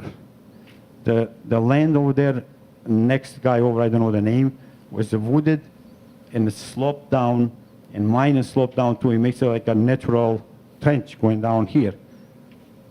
Most of the water from here goes right behind the barn. This is a next neighbor driveway here. And water goes right behind the barn, right along the line here, and disappears from this corner. I don't know where it goes, but disappearing. That's it. So no much water here, and will come to his property, only to these two corners. That's the way it is now. That's probably going to be like that. I don't know what else to say.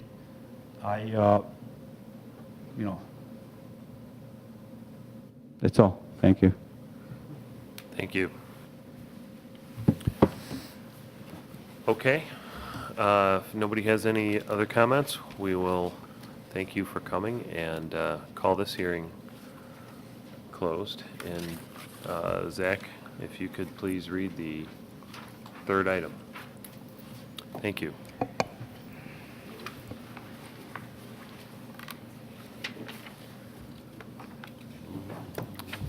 Application number 3, Timothy Hens, 7319 Quinlan Road, Leroy, New York, 14482, on behalf of Dr. Raul Rengen.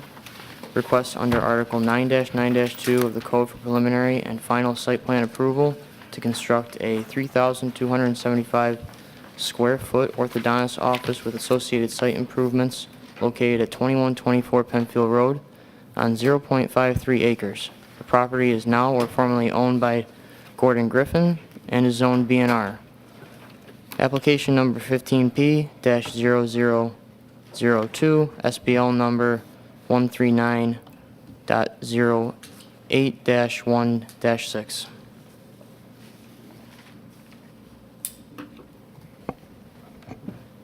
Heavy paper, I guess. Those magnets don't work, just use the clips.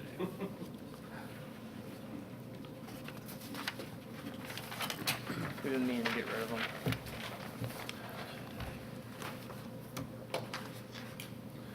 Those magnets are there just to amuse us, watching you try to make them work. We don't admit that out loud, but That's an icebreaker, right? that's right.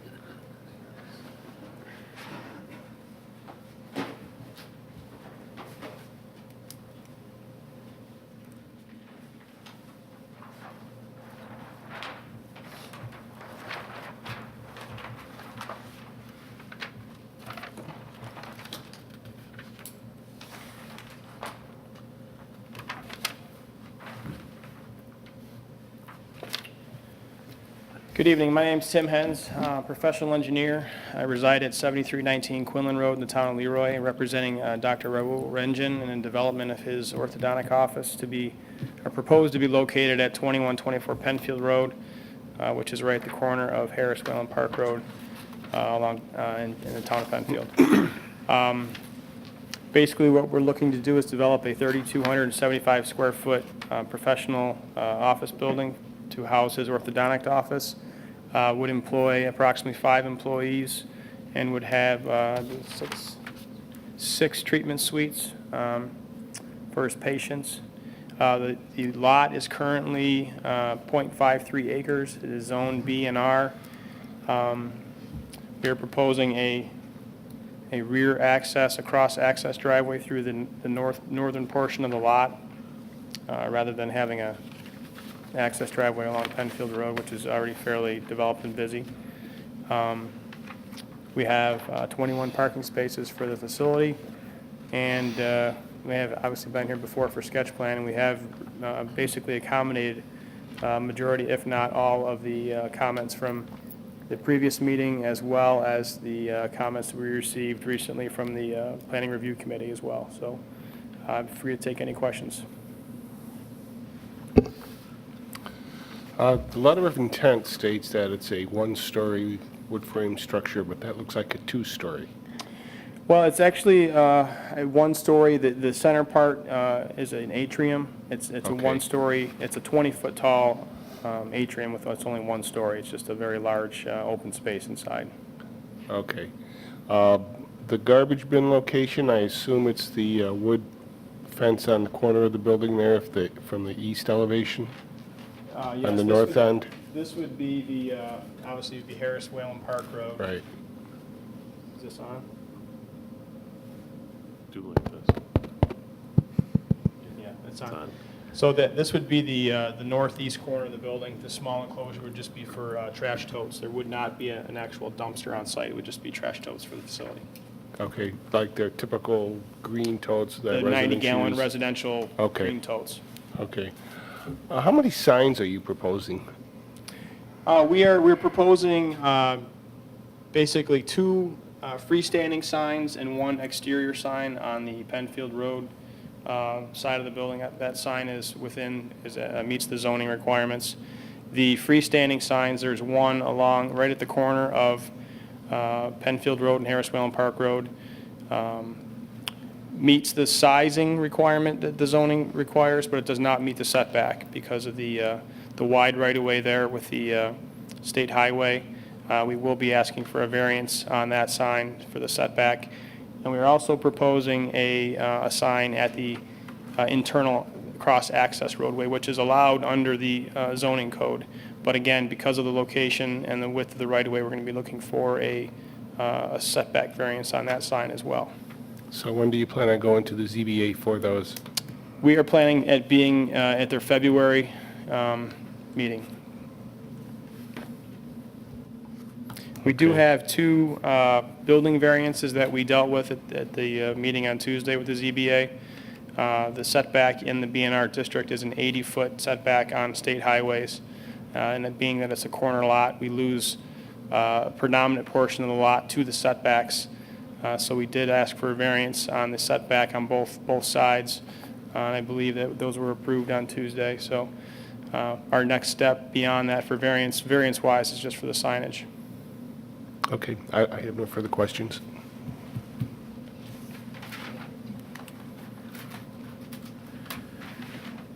Looking at the lighting plan,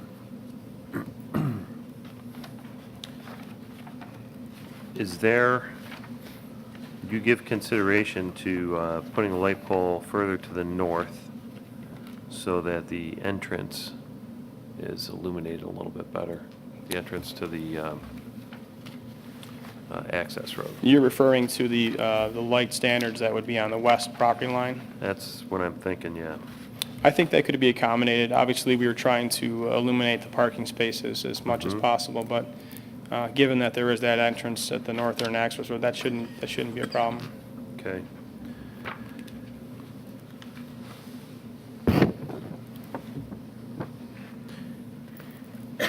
And if I remember at sketch plan, we talked potentially about, is there a need for that many parking spaces? Or am I wrong? We did, I that- think at sketch plan, we were at, I think we had 17 spaces. And code actually calls for at least 21. And we were able to accommodate the 21. I actually believe code calls for 25, but there is a reduction allowed in the zoning, which drops it to 21. So we were able to accommodate the 21 spaces on the site plan revised. But do you need, I mean, how many do you think you actually need? Well, with the 5 employees and, 6 patients with potentially a 11. few waiting, I'm thinking you'd probably need maybe 13 or 14, maybe a few more than that. But I think 21 possibly is excessive for what's going to be going on in that building. Okay. I know the town, we did receive comments from the town engineer. The town apparently is proposing a shared parking plan along that, the rear portion of along the internal access road as lots get developed further to the west. In fact, one of the comments that we received under the Planning Review Committee was to have the pavement actually right to the lot line. I would say we would want to hold it back at this point to keep the pavement away from the lot line. I would think as things develop further to the west in the future, that pavement could potentially be blended in if the shared parking thing is really something the town is pursuing. Having it set back from the lot line allows us to avoid grading onto the neighbor's property, also allows us to put the light standards outside of a paved area rather than having it in a parking space. So one of the other things that I forgot to mention for variances is we did ask for a variance on the standard parking stall. Code calls for a 9-foot wide stall by 20-foot depth. We're proposing a 10-foot wide stall with an 18-foot depth. And again, that was to try to maximize the setback on the building. And that variance was approved as well. Okay. Thank you. Anyone else? Do you have the final building materials for the exterior of the building? We did bring some samples with us.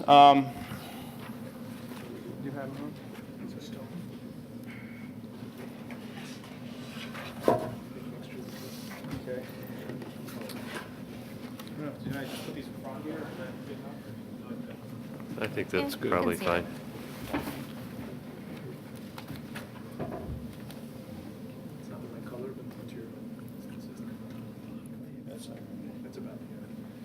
And so the base of the building will be wrapped, we're going to probably blend these two colors together. So the base of the building will have a stone banding around the front of it. The higher atrium portion will be stoned completely to the roof line on both front and rear of the building. Above that, we are proposing to use a metal panel system, which will have the final appearance of like a dry-vit or a stucco. So it'll basically be on top. This piece here is not exactly the color we're looking for. The manufacturer did not have a stock item for us to grab, but the color's fairly representative. It will be a lighter off-white color as we've represented on the drawing. Windows will be, commercial aluminum trim windows with a darker color to match, blend in with the stonework. And we do have roofing too, just a standard architectural shingle.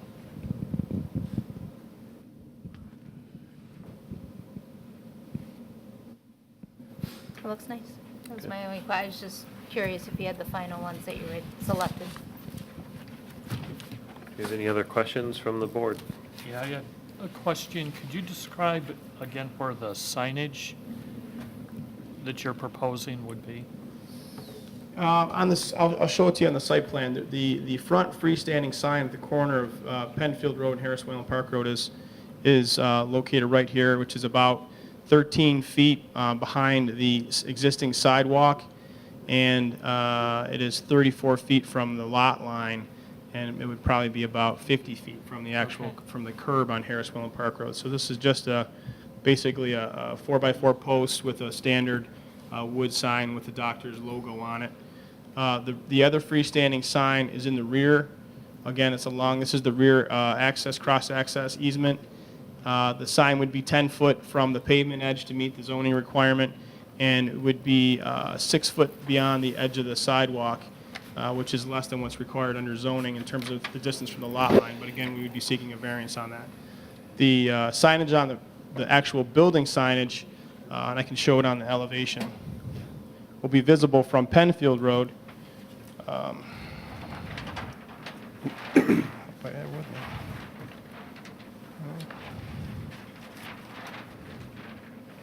Actually, thought I had an elevation from Penfield Road, but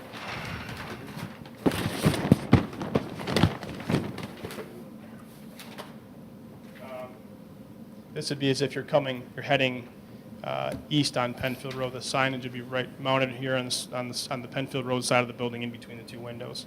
Okay. Basically, it would be a raised relief, metal relief of the doctor's logo. It would be stand out away from the building.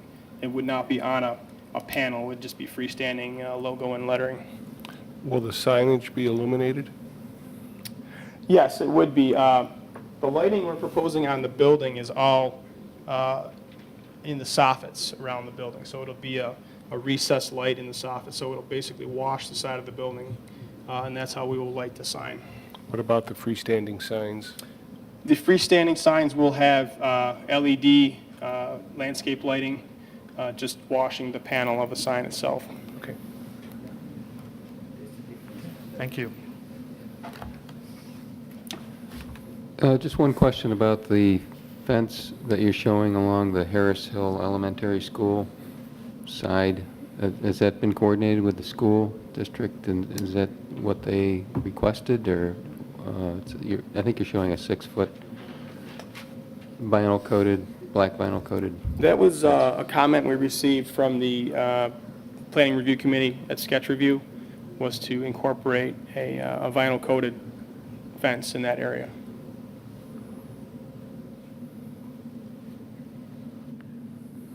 Okay, any other questions from the board? Would anyone in the audience like to comment on this application? No? Okay. Thank you very much for your presentation. Nicely done. Thank you. And we will call this hearing closed. Thanks for coming, everyone.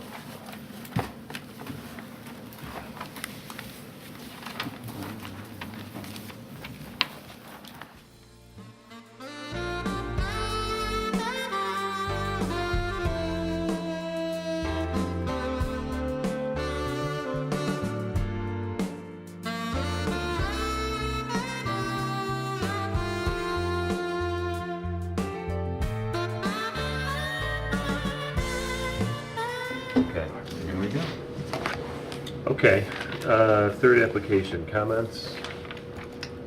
I think they're going to have a hard time getting the signage through the ZBA. Do we need to send a letter to the ZBA? I have no problem doing that. if We that's supported the setbacks and the parking, which they did receive. But, signage, if you want to support the signage, I know they've modified it. They have the one building mounted sign. They do have the setback issues from having it with basically two fronts. You got Harris Whalen, you got Atlantic Avenue. One of them's in the right-of-way. Is that really going to happen? They would have to get it, make action application to the state DOT for that. I can't imagine that happening. We basically can't give them the rights to have that, in that location. So they have to meet the, with the state. We can, the zoning board can give them variances to have setback to the right-of-way, so they can have a zero setback on the line. But that's something they're gonna have to work with the state on if it's in that location, kind of where they're showing it now. The other one at the north end, Harris Whalen Park, is a town road, so that is something we can work with, and it's more of a wayfinding sign. And I would expect, at some point in the future, when and if that road continues on, they may want some signage in the back or a wayfinding sign, but that's something they could come back in for. At the time, as subsequent businesses go down the access way, they would want something there to identify turn here for the orthodontist office. So right now, they'd be the only one there, so I don't think it's necessary at this point in time. I'm supportive of the sign package they have. Of course, we also sent a letter to the ZBA for eyesight, and we weren't too successful there. They denied the one on the building, on the back of the building. So I guess that's the first question, is the board supportive? Wasn't that eyesight? Eyesight's the one that had the eye chart? Yeah, right. Eye chart. And they said that was a, but they called it a sign. Right. Yeah. By definition. But there's still an actual sign back. There's, Right, but not on the building. I believe they're having one on the back of the building. There's a small plaque on the But they- building next to the door. They denied the mural, but I think the back of the building, they did give them at least a sign saying. I mean, to me, if eyesight. we're gonna say, hey, look, you gotta have an access road back here. You want signage back there? You want, we gotta have signs back there. You need signs on both the front and the back. If you're trying to find the dentist office or whatever. Well, To me, it's traffic is unreasonable faster not to there. allow something like that. So, If that's, do we need to vote on whether to send them a letter? Yes, if you'd like to support it. Okay, I would like to support it, so I make a motion that we send the ZBA a letter in support of the signing package. I'll second it. You know, we are gonna have a sign at that road. There's gonna be more businesses farther down the road. Should there be a sign that really kind of lists all of the that's what Mark was businesses? saying about down the road. I think when the next one comes in, they may In have the to future. look at having a directory sign or. Right, but if we give them Yeah. permission for that sign, and, you know, I know it's not up to us, but where would that directory sign go? Is it gonna interfere Directory with sign that? would probably be in a same location. They would have to do some sort of directory signs in this way to Okay. companies A, B, and C, so, you know. That could be a condition. Should we make, that, should we make it a note? reserve- A That condition could that be they may have a to recommendation to, relocate that sign down the you're road. supportive of it, given the fact that that may become a directory sign in the future. You know, it may have to be modified, and then obviously then he would, Yeah, I think we want to condition that in. Some signage on the back. Resolution. But then who's, you know, I don't necessarily want to make it his expense to give everybody else a sign. no, but I think it reserves the right that, you know, that could be modified in the future, and the next person in may incur the cost of changing it, but at least it's in his resolution understood that, you know, he's not going to be the only sign at any point in the future, or any future owner. I mean, he may not own the property forever, at least it's in there. The person says, hey, that's my sign, you know, you were given the sign with the zoning board, with the understanding that it may become a directory sign, you know, in the future, you know, as those businesses add in. The fence that goes across the back on the north side, is the town, PRC, are they gonna make that a consistent type of fence, a black chain link Yes. vinyl coated fence? That's what Or are this- we gonna have all That's these what this- different colored fences going? That's what the school district requested. Okay. Was a That's what I black thought. vinyl.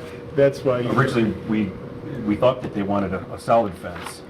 They actually went back, debated it. They thought the solid fence at first, then they had concerns with people on either side of it, or, you know, you have blind spots looking through to the school, or if a police officer drove by, you know, the properties could see back there, so we didn't hear back from them that that's what they wanted. So that's, you know, as the applicant indicated, that's what PRC's, you know, put forward to them.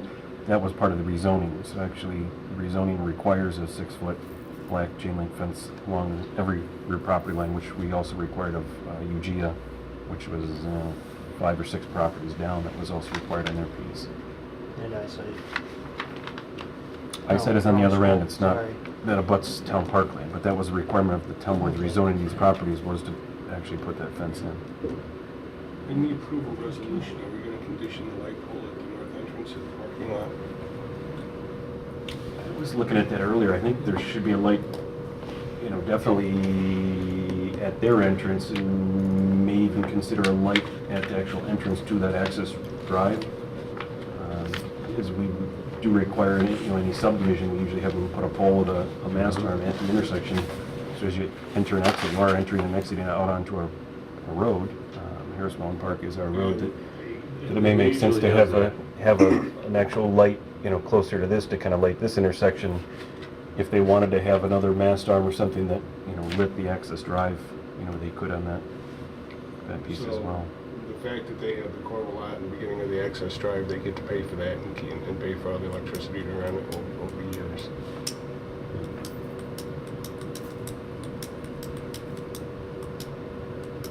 Is that what they're showing, a light pole at that northeast corner? They're not. Just in reviewing it today, Zach and I were looking at it thinking, What's We, that? we definitely need to have some type of street light at that Yeah. intersection. yeah, I mean, if you come in there, I mean, this time of year, it gets dark 4:30, 5 o'clock.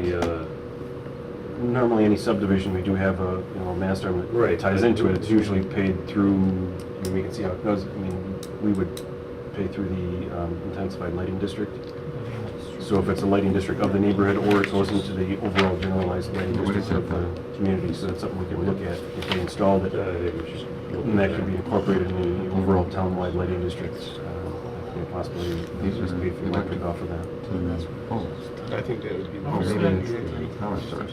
How does that road line up with the entrance to the parking lot for the park? Is that farther The up? park is farther up. That would Okay. line up across from the future access behind Summit and eyesight. Yeah, So that okay. would, eventually, this would be basically a four-way intersection coming this way, would be Summit. The access to the park or the park entrance is a couple hundred feet further to the north on the east side, as well as the school district then has access points further north. Okay. So this lines up here with UGA. Again, Yeah.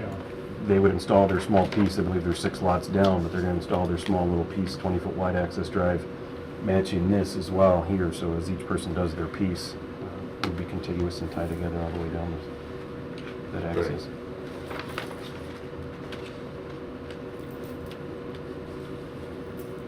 I had a few other items like Are we approving this, or we're not doing it? No, let's do the, Wanna do the- take care of the letter to the ZBA first. Yeah. Yeah, so you had Made a motions. motion, it's been seconded. Okay, so Bastian, Danicourt, okay.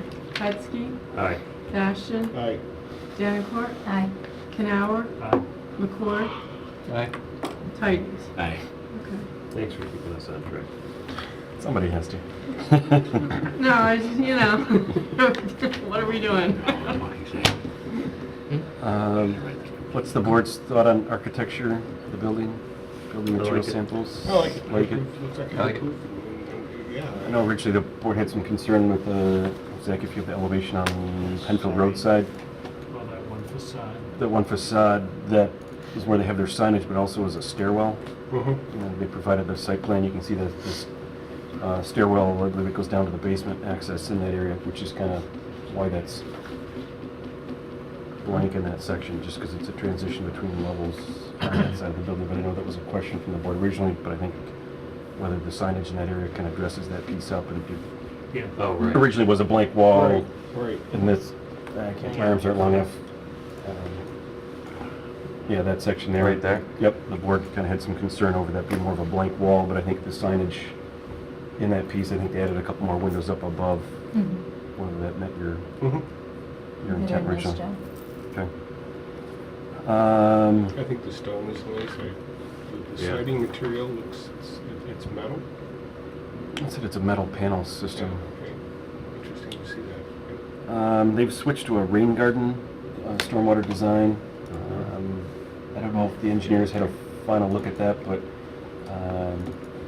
rain gardens are in keeping or meeting with the green infrastructure practices that are required by DEC. Originally, they had planned for some porous pavement. I think they're going with the rain garden design instead. Porous pavements had some... And bioretention, they're calling that. Yep, that little piece at the side there with the drainage and overflow on that. So I think, Jeff will need to take a final look at that in their stormwater calcs. But it seems to be in keeping with kind of standard design. I don't understand how the grading works. The parking lot looks very flat, but it looks like it's being directed towards the center of the It's kind of going up to the back. They have 2 drains up in the back, and then Yeah, the but rest of it the kind of arrows sheet are all drains. pointing towards the center, and then I guess it's going I think it's north an or inverted south. crown, and then it splits.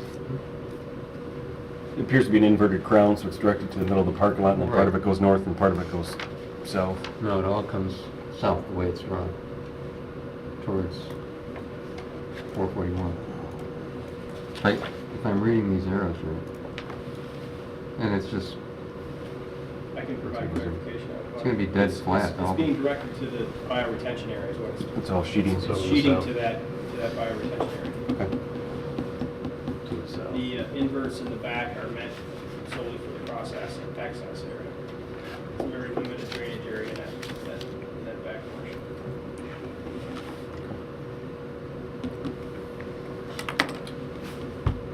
Well, we can have the engineer, yeah, we'll have Jeff take one last look at that, make sure he's satisfied with the slope of that, make sure. Work to me, but. Make sure he's okay with that. Landscaping, we did get landscape response from Bruce. He did provide comments back, and I believe they've updated or their most recent comments said that they would modify their, he had a couple of plant types. He had recommended some different plant types, and I know there were some honey locusts that were a little aggressive with the roots and stuff like that. He recommends some other options. I believe the responses, they agreed with his concerns. This is Bruce's memo. Just for review. Is the board supportive of at least suggesting land banking some parking if they don't feel they're necessary? I think they got their variance to reduce the size of the parking stall from the zoning board, but currently they're meeting our parking standard. We know that we're trying to reduce our parking standard, we're looking at that ourselves, so if the applicant feels he needs 13, 15 parking spaces, we can show the 21 so he can meet it. If he has his business expands more than he thinks, they can always be installed, but encourage install what you believe you need at the first part of it, and then at least have the area later on. They could even potentially stone it or something like that if they wanted, and then cover it up. But maybe those last couple of spaces, the furthest ones out, refrain from building those at this point. But So there's 19 now.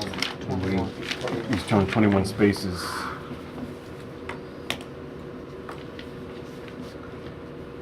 Latest rendition, I believe. There's 19 spaces. Yes. Oh, they must be These two counting temporary. those two as temporary spaces.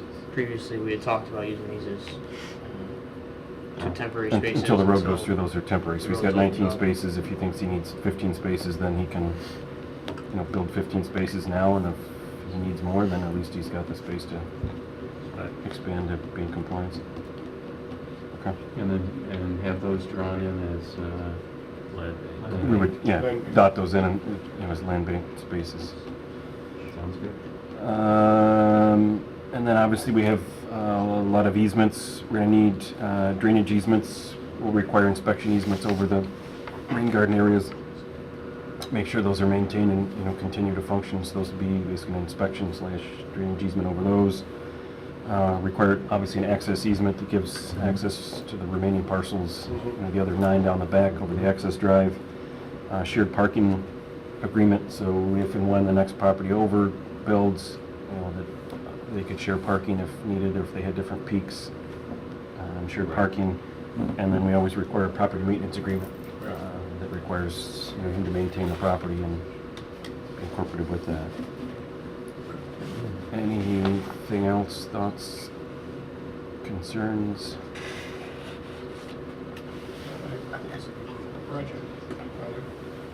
We can incorporate those elements into a resolution if the board is ready to direct staff to start an approval resolution. We could have something potentially in front of you for the 2 weeks of the next meeting. We're going to do a Part 2 EAF and then start drafting that. In the meantime, we can verify with the town engineer about the drainage and then make sure he's satisfied with the sheet flow through the parking lot as well as the rain garden design. So move to prepare a approval resolution. Yeah, if you want to make a motion to table. Tabled pending Table pending. pending preparation of a draft approval on a Part 2. Yes. Do we have a second? Second. I can't second, yes, sir. Okay, Hetzke? Aye. Bastian? Aye. Danicourt? Aye. Canower? Aye. McCord? Aye. Tidy. Aye. And this is to table Yes, so table tonight, pending staff preparing an approval resolution for the board to consider at their next meeting in 2 weeks. Potentially, some of the items that we discussed, the land banking, the lights, Incorporate that into the table Yes. resolution. Yeah, we'll incorporate those items into the table resolution for them to consider and, Right. address. Land baking, stormwater review, Lights. drainage, lights, Yep. support letter being signed. Okay. What was Guess the that's all. next one? The last time. So timeline would be potentially 2 weeks if everything was to work out. Yes, we'll work on preparing the draft approval resolution as the board directed us to. We'll write up, I mean, you heard the items that we had tonight, but we'll write up that response, or that tabling letter to you guys. Probably get off to you early part of next week. So you've already heard the items that, the board's looking for, so you can get started on those. And then we'll get a draft approval and the board's drop next Friday for their consideration in 2 weeks. Okay, great, thank you. Thanks. Good night, guys. Thanks for coming. Do you want to take one of the other ones? Just keep going. Keep going with notes. Okay. So first was Back to sketch plan. I took a whole bunch of notes on each of the slips of paper. I don't know if, Oh, do you want them? no, I don't care. I mean, I care. I But always care. And then we'll keep them for the record. they're, I didn't have enough other paper, and I figured it was easy. They wrote up their name nicely. We have 16 comments, Yeah. 16 residents Yes. and their comments. Noted. So they're going to do a traffic study. They're gonna need. Well, we can direct them, I mean, it's not like they were pondering one, but we can definitely direct them to do that. And then also, He said they were going to do a traffic study. we'll just make sure that that's. Yeah, So- I think they need to do a And then- traffic study. And then incorporate a accident history, with that, for It's that a- intersection. It sounds like it's a this. sizable- That's what I'm asking. Should we tell them what we want included in the traffic study? Sure. So, Obviously, we want accident history. Want to each make of those. sure that, each of those. Is that a failing intersection? Have they ever At times done of day, traffic? yes. A lot of them As I shared with some of the people around me, it's not under our control. It's owned by the state basically because the state is one of the roads in there. The state, takes control of the whole intersection. The other road is a county road. Obviously, both of those are going to be involved in the review. At sketch plan, they weren't sent the application as they aren't normally. If it does come back for preliminary final, we'd have a coordinated review through 239M. We send it to the county, it goes to the state, county. So they would have comments, at that point. It is an intersection we've had on our radar for years and years and years. As the one woman shared, there was a traffic study, or a previous study at that intersection, I think she said back in 2001. That intersection just was not improved at the same time. We've had the intersection Whalen and 5 Mile was improved. The intersection at Scribner and Atlantic was improved. It's just they haven't gotten to that intersection yet. It should be improved. It should have turn lanes on it.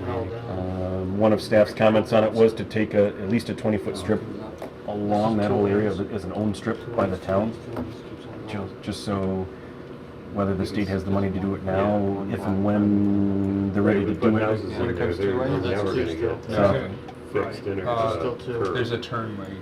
That's Who fixes but that it doesn't curve? become Is too it much of the Paltrow. state that does it? Again, it would be the state. So It's if a we long can stretch of accommodate by two-lane road. taking property And then and making traffic sure at least backs it's in all town the way ownership, you're not past trying to take it from residents later on or a home built there or something. State's So. long-range plan is to widen that. What I noticed with most of the residents is that none of them said they were going out Endicott Circle. They all want to go out Turkey Road. Terrace Hill Drive. Terrace Hill Drive. But they do connect to Endicott. So I believe it's only a 49.5-foot right-of-way on Atlantic Avenue. So it's a smaller right-of-way there now. So part of staff's comment was to take a 20-foot strip. I believe you can see the sidewalk on Terrace Hill is pushed way back. Was to accommodate for And, road expansion in the future. So that and was along kind of, Atlantic Well, here. that'd be. that was that'd be a pushed good back already. That'd be a good opportunity for conditional addition of 278. Yeah. And that was the other part was, was to give a 20-foot strip of land to the town. We would, hold it, in such time that the state came back and said, yeah, we're ready to go. There's area on the Terrace Hill side, there's area on the, whatever this new development, side is, to expand that road and to put a turn lane in there. Yeah, let's avoid that nice white fence you guys put on the other side. We don't want that on the other corner. We did not install that fence. There actually was landscaping there that the resident took down, put the fence up, and then subsequently sold the house and moved.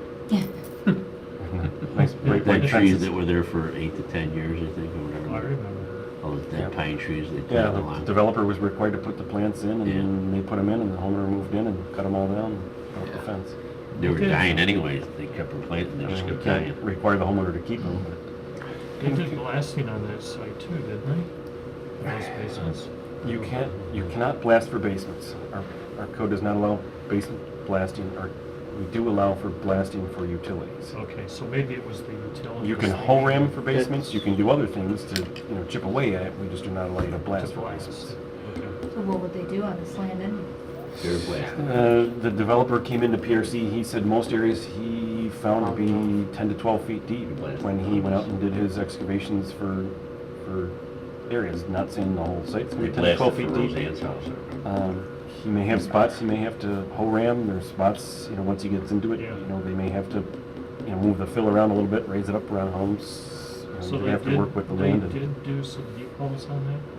He said he went out there and I don't know how many he did, but he had a backhoe and he went out there. I know the one resident said they saw him out there digging, but they went, and he said it was average about 10 to 12 feet deep for across most of the property with bedrock.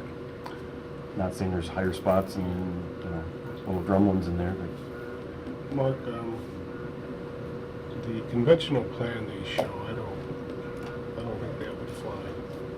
and that's something we can continue to take a look at. I know. He said they'd have to provide access roads to 34, 35, 36, up to 42. How would those lots even be large enough with the access road? So you put the access road in. Now, Now, a border lot. and on this drawing, on this sketch, they show 2 retention ponds, but on the 278 they show 3, 2 very large and a small one. And I don't buy that they've done the homework to make sure that they could build on those lots that they've got the ponds in. If there's a 100-foot setback or a 100-foot separation between the house pad and the pond, it's going to be pretty tight. So I'd like to see a new conventional plan. I think they're going to lose some lots. That actually works. What does? I mean, some of the. I would like to see the conventional plan that actually. That I don't works. think Conventional I don't works. think they've done that.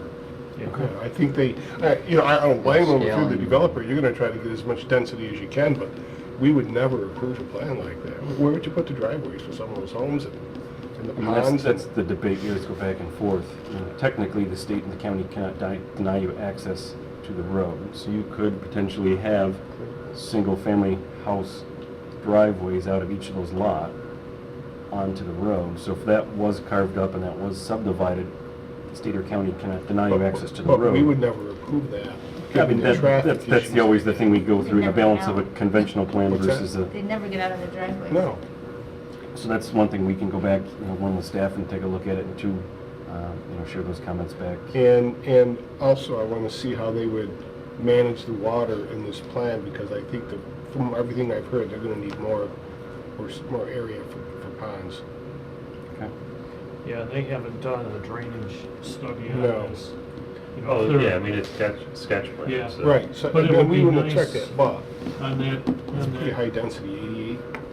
eastern Yeah, 88 line, if they could mitigate some of that flow going into the folks that right now Yeah, I are mean, there's affected by potential you could, put basins at, down property lines and at the rear Right. property lines. So, once we get into that level of detail, there is ways that, if the drainage does flow down this way now, put a catch basin here, put a catch basin here, you take it back to the street, and then they're proposing to take the drainage to the west. So if it's developed properly and it's done and analyzed, it would come down south, and then they're actually, the drainage discharge is over by Terrace Hill on the west side of the property. So, they'd have to work out elevations, they have to work out grades, see if that works if...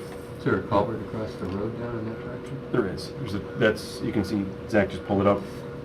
There's a 27-inch pipe that's on the west side that ties into Terrace Hill and goes down from there. Obviously, they need to mitigate the water. They can't send more water into the pipe than it can handle, but that's the major drainage way. Would take it to the west. The red is showing the sanitary sewer. Oh, yeah, okay. The green shows the stormwater. So they would have to come under 5 Mile line, whether they bore it or whether they open cut the road. That's a detail they'd have to work out with the county DOT, but that's where they would take the water in the drainage. So if developed properly, it could be a benefit to the neighbors on Atlantic Avenue, and some of those say they have a lot of standing water today. Now, a question to everybody. For the conventional plan, we're going to ask them to redraw. Do we want to carve out the area along the road that the town would need or the state would need to correct that curve or improve the safety of that on the conventional show that? Is that a no. fair thing to do? I don't think that that's a fair thing to do. However, it's a fair thing to do on the 278. On 278, absolutely, but on the conventional, no? Because it'd be the only chance we get. Conventional could be considered a taking. Correct. Okay. That's where we, is it legal to have a taking? If it's the 278 and it's already going to be, that's part of their benefit of the cluster is that leaves more space for the curve to be softened for the the turn lane, and that's one of the benefits of the 278 allows that. Right. On a conventional plan, And it's up to us to make the judgment call as to whether that would it's turn more something into a taking. The town says, justified. hey, you got to give us 20-foot strip of your property just before you even start out. That's a little tough. Well, they have to figure out whether a change to the curve is warranted anyway. I got a feeling it's more people that are speeding and not following the There is some signs. site issues on that corner. One of the residents, I've been out there previously, just from scrub trees, brush that kind of is out towards the edge of the road, just in that area right there, I know. They cut it back well. I think the gentleman that lives on the south side has had the accident, but there is some, whether they, all of a sudden somebody comes around a corner, sees somebody, and then they swerve a little bit and ends up off the road, I don't know, but You should I've just put giant boulders of sand. Boulders. Like what we he can do do for is runaway trucks. If they do develop, you can have them bring some of the boulders over and put them line them up. Yeah, I have talked to some of those residents on the south end, and they've said, they've noticed that, so I kind of paid attention just, driving home that way, that, there is some brush that kind of comes pretty close to the road, so it is a little bit of a, let's say, blind curve, but you kind of come around it and you don't have a full visibility, so I think opening that up will help that to begin with. Realigning, softening the curve, again, that would be something up to the state DOT. Yes, can we take property to allow for it in the future? Sure. Is it going to happen anytime soon? Probably not. The intersection would probably be a greater impact and a much more of a benefit to do that earlier.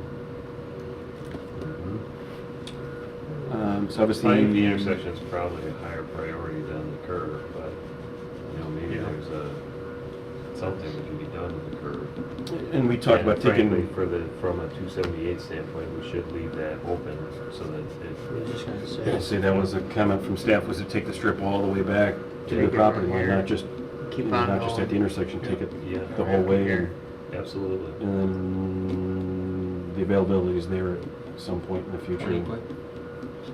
I mean, that was the initial thought. We can look at the curve, do some analysis of what it would take to soften that. Maybe it's more than 20 foot in that on the curve area. I think 20 foot's probably enough at the intersection to accommodate a through lane and a turn lane. But the curve area maybe need a little bit more. That's something, if we do get to a cluster plan that could come out of that piece. Comment when we start reviewing that if it comes in. Do we need to accommodate more than one additional lane? Well, I think at this point you're going to have a through lane and a turn lane is what we've seen at Scribner and what we've seen at. The state has long-range plans for widening Atlantic all the way out past here to 250, right? That's what I was told.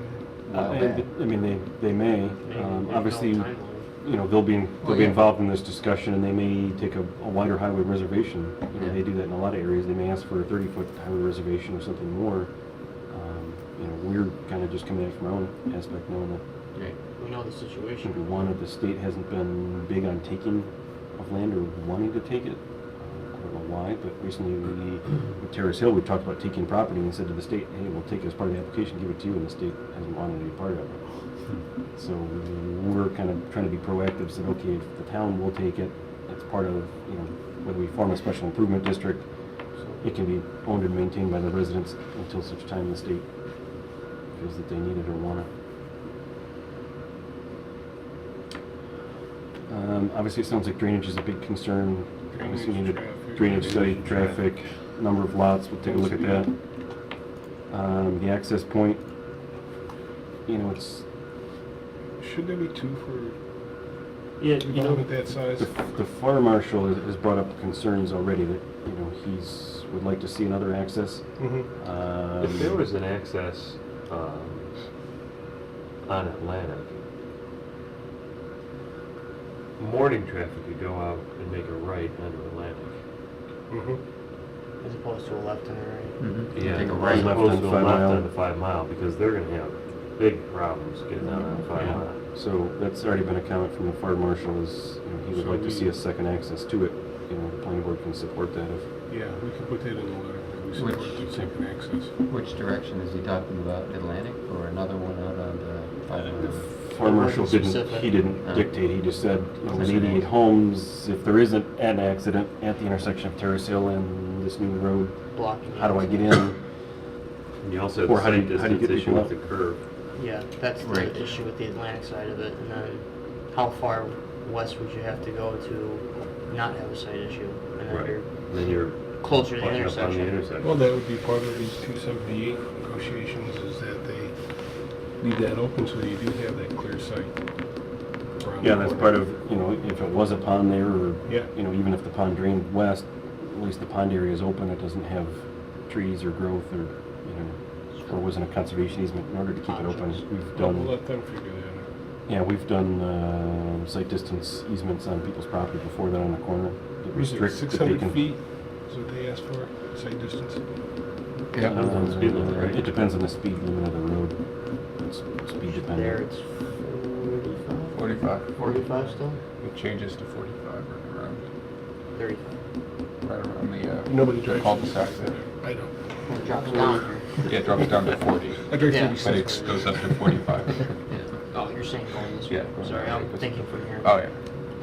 What's the board's thoughts regarding Nobody does conservation 45, easement about areas? 60. I think having one person own that is a terrible idea. Yeah, That's my opinion. I mean, least I would the- not want to be that guy. The middle No, piece, think of the liability staff that would you rather have, see those lot lines the extended in taxes the that you middle. have to pay. And then try to Northeast- sell it. northeast And if you corner. buy that. Yeah, the yeah. northeast Yeah. corner, this corner Yeah. here, People are gonna- extend the property lines there. Yeah. I mean, Hey, typically, you're responsible for all of this. I just- And they're all gonna go in the back, they're gonna put their leaves, they're gonna do what they do Anyway, anyway. yeah, typically it's you not put a gonna, conservation easement to Oh, save yeah, that's trees or to Bob's save a property. creek. Yeah. This is an open farm field, there's really nothing you're conserving, so it's gonna be very hard to implement or to, you know, this, Police? especially, police this middle conservation easement area and say, hey, you can't put I'd anything rather back see there. that be a little recreational area. I mean, staff just said, you know, extend the lot Like lines, a give playground. those couple people a deeper lot if they wanna do Yeah. something I think conjointly. A couple of those are landlocked. Oh, Yeah. That is. That is. and Well, that they is. dotted it in to show that that would, right there, and then the next one, that those could potentially be, you know, linked into those one individual parcel, but. well, you don't have to be landlocked, you can leave a little, like in the development just to the north, just leave an access way to Yeah. get for a walkway or trail They're or something like that. They're showing us with this little dotted symbol that all that land would be part of lot number That lot. 17. Some of those, it doesn't make any sense. I just extend the lot lines Yes. to the Well, border. I think the biggest one comes into play is what Yeah. we talked about Lot here. number Yeah. 50 would own all of 5 Mile and Atlantic frontage. Yeah, that's, I'd buy that. that's a lot of mowing. Of course, you So- said you wouldn't mow it, they're gonna plant it into what? So either they could extend the lot lines down, or we could do a special improvement district, which we've done in other locations, that basically those residents are benefiting from that open space. If they wanted a fountain in the pond, then those residents are paying for it. Yes, the one resident said, well, if no one pays the taxes on it, it goes back to the county, then ends up with the town. Now, I the resident or supplementing the cost of that, where if we create a special improvement district, I like that idea. those neighbors within that neighborhood pay for whatever level of service or whatever level of maintenance they want to see. You'd have a base, you'd start out at a base level, everybody starts at $100, it pays for mowing twice a year and, That basic that pond makes the maintenance. most sense If they want something higher than that, then those residents are Yeah, paying to for me, whatever. that makes, the proposal to have one person own like all the frontage on Atlantic and 5 Mile, I could see neighbor wars happening. Because the guy, the That's houses that back up, we could have a reality show, nightmare. so neighborhood wars. And you put your yard, your yard, you Yeah, the one guy's paying the taxes for everybody else to enjoy it. and they're putting all the That's- leaves and that's- sticks and stuff back there. I could see lot number 50 never selling, or being the last lot to sell, and then some guy buys it, and hey, guess what, you own 2 ponds, and you own 3,000 feet of everybody's backyard. And all the liability that goes with that. Exactly. That's a bad idea. Bad idea. So either extend the lot lines or create a special. So it Well, would I think be- to the south, it makes sense for the town to come up with a special district. The ones on the north extend the lot And lines. that's kind of where staff was. Yeah. Incorporate the You're lot right lines with about that. those. No, I think Seems logical. with the community gardens right across the border there to the north, why not keep that as a conservation, like a town-owned, right? This was Yeah, a it would be conservation. town-owned with a special. Why not district. keep that as town land? It would be almost continuous. Yeah, where Zach contiguous. has the hand right there, that one would be owned, but then the piece to the east of that right, that would be incorporated into backyards, as would the back little triangle corner, as would the middle piece, just extend lot lines over it. I think the people that showed up today would not appreciate us extending those lines to the back. They liked the fact, that if anything, they were complaining that it didn't go farther down and that there wasn't more of it farther down. Right, that one lady that That's asked about. Yeah, but, I mean, again, there's nothing there, so to say it's a conservation easement over Well, it will be over an time. empty space is kind of hard to enforce and hard Then they to. plant buffering. Yeah, in their it will be backyards. over time.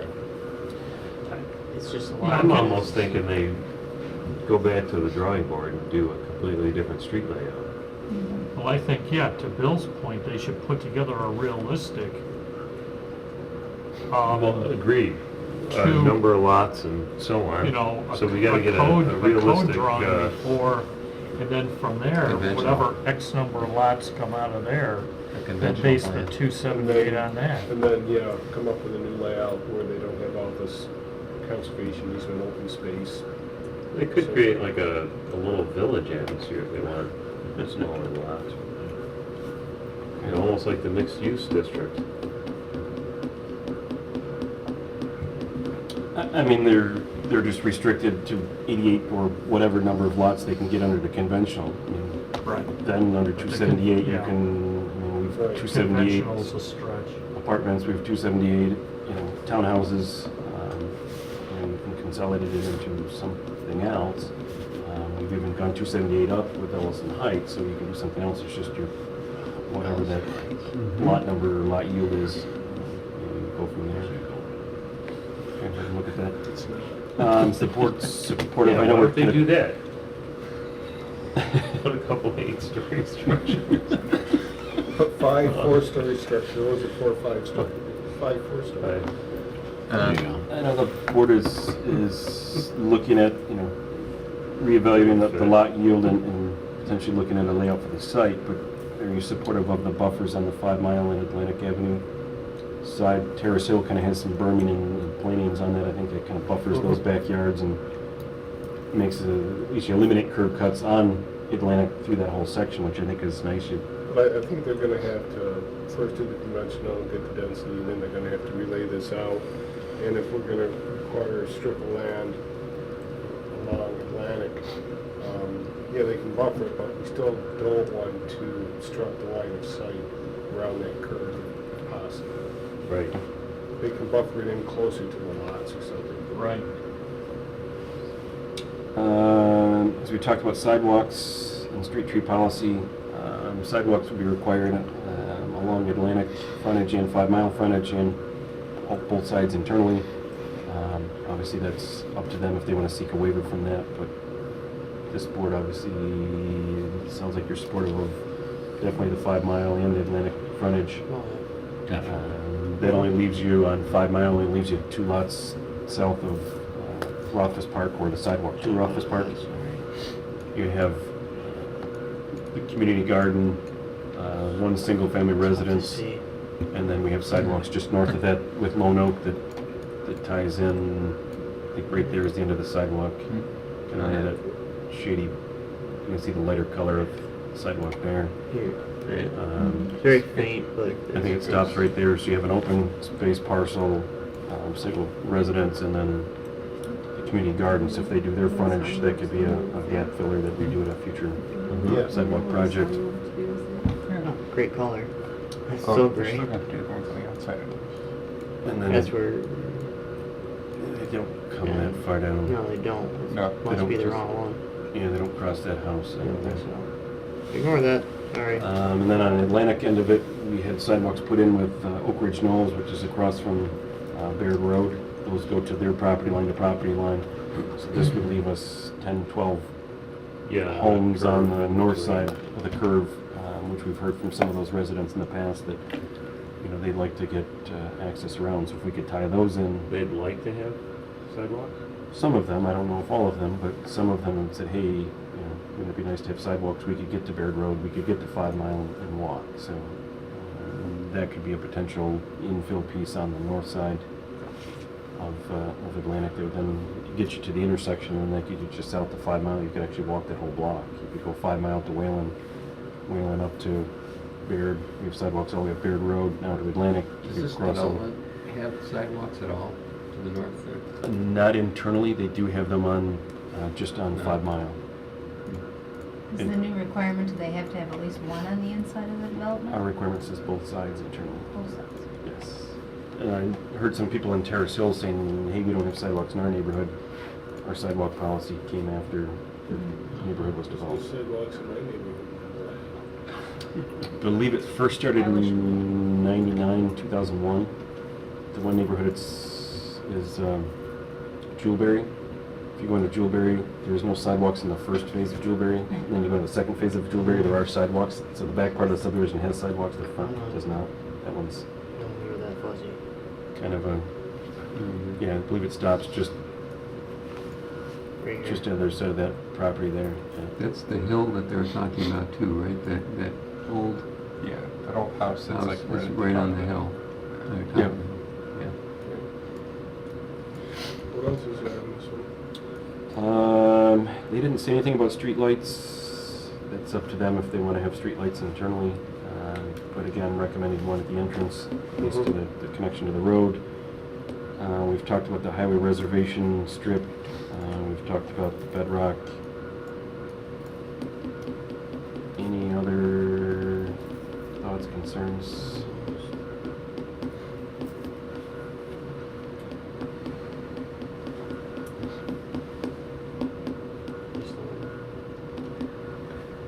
I'm trying to remember all my comments. I mean, so many of them had to do with drainage and traffic. Drainage, traffic. Only one person brought up wildlife, I was surprised at that. Brought up what? Wildlife, and that I wrote down Turkeys and wildlife deer and corridor. Lions and tigers and bears. And that's when we typically. We just went through the same thing with Jackson Road previously. There are a few probably animals wandering around where Lone Oak is, and where Terrace Hill is before those places were built. Put a song like out. Okay. Let's just send a sketch letter with those comments. Yes. I wonder if we bring up environmental impact statement. I think you gotta see what the traffic study is first and see what the drainage and other impacts are, and then once they come back for the preliminary final, you look at what you have and. Are they close to requiring Not a off the, environmental impact statement? I mean, it wouldn't classify as a type 1 action. Right now. There's no Not that- retards okay. on here, it's not, Yeah. It's clean. it's just farmland, right? Just 88 lots There's doesn't no restrictions by on itself size tip off a zoning. type 1 action or anything else. Okay. When they come back, you look at the traffic study and it makes it much worse, then obviously then we can look at whether you need further study at that point. We could have our own own consultant to look at the traffic study. You know, it's kind of hard just at this initial phase to know what that, you know, what that impact really is going to be. Right. Okay. Move to send a letter? Sebastian's getting all emotions He's tonight. good. Board second. Raise your hand. You already jumped in. Yeah. Okay, Hetzke, Aye. Bastian, Aye. Danicourt, Canower, McCord, Me too. Tidings. Aye. I by default. Yeah, I'm gonna put you down. That's what it is. All right. Last one. Get to this. Okay. I gotta go for a drive now. 2775 Penfield Road. It is a pre-existing non-conforming lot size. So he is substandard to the 2 acre, but it's pre-existing. It pre-existed our 1981 rezoning. So it can exist as it does, being less than 2 acres. But can it be, can he build anything? He does need variances for it. He went to the zoning board. The zoning board tabled it pending What we did? recommendation from the planning board. So I think it's a, you know, He says one thing about the drainage, the other guy says another. How long has the person owned that property? I believe he's owned it for the last year or two. Also, Don't he quote me bought on it. He bought Yeah. it. He bought it What's with the the idea? barn on it. He wanted to put a business in the barn and run his concrete business out of the barn. He then, after he bought the property, then came to the town and said, hey, this is what I want to do. And we said, obviously, it's not zoned for, you know, commercial, it's not zoned to run a concrete business out of it. He then wanted to Probably put, looked he at wanted to take the barn down. Street thinking, He wanted to put another barn up and do something else with that. And he said, yeah, So he never asked before he bought? no. So it's He unfortunate bought for the him, house. he bought the property not knowing that it couldn't do what he wanted it to do. He then wanted to put a barn on it. We say our code doesn't allow an accessory structure without a primary structure. So now he's kind of changed his plan and now he wants to put a residential home on it with a shed that, you know, he could keep some of the stuff in What the do you shed. think the chances are the county health department is gonna allow him to build a septic system that size on a slope? I think this board needs more information or at least preliminary perk test before I think we it move might on an all be application. moved, because I don't think they're gonna allow him to build. And that was PRC's septic comments system. was you need to do, without knowing the perk rate, That's the first thing you gotta do. you don't know is, how big is a that perk. needs to, if it doesn't perk at all, then he's gonna They do a don't allow raised you fill to build system. a septic system on a slope like that either. You can do a step system. You can come down and step it and, you know, it's not a flat system, it's a step, you have Not in my to, experience. it's a drop box system. You go in and you have to drop each That's- one, That's, what, a third acre? but you need to have, this 4/10 of an acre. With the right of way, though, right? 0.46 acres, not with the right of way. So, So 0.4, so it's Isn't just it less, even just under half an acre. okay, does health department require half an acre? No. Or not necessarily? No, we typically require 1 acre for septic systems if it's a new lot. If it's an existing lot, again, it's hard to deny somebody. It's already a lot. The previous owner came into this and wanted us to declare it unbuildable. Came into the town. Previous plan- owner? Previous to Jasmine owning it. I don't remember the gentleman's name, but he would come in and annually pay the taxes on it, say, this is an unbuildable lot, declare it unbuildable, and then I don't have to pay taxes on it. We can't declare it unbuildable until at least you go through the process. If it gets denied, then he's got a case to go back to, you know, the assessor and say it's an unbuildable lot, and my taxes should be reduced or eliminated, done away with, but But he's already paid for it, so. he's already paid for Bought it, the you know. lot. He bought the lot from the Given previous enough owner, money, so. you can put a waste disposal system It's in the on that reward. property if you want to spend enough money. I mean, Yeah. you could do a Do it. so again, it's hard to say it's an unbuildable lot. Right. You could put a sand filter system in, you could do, you know, a lot of money, but you could do other things on the site that, you know, are potentially feasible. 441. He's shown it 34 It's feet also, back from the right of way. You know, The fence is on the right of way. Is anyone concerned about the driveway and the amount of pavement and the shed. He said he's got wheelbarrows. Oh, I got a small dump truck. What's that? And a pickup truck with a plow. And a pickup truck with a plow. I think since he couldn't build a barn, he's gonna build a house, and he's gonna store his stuff there anyhow. He's gonna run his business out of Yeah, this place. exactly. He's asking for the shed. Which, if he's the sole business owner, you can have a home business. So if he doesn't have employees, I mean, people have landscape businesses, other things, or haircutting salons or stuff you can run out of your home.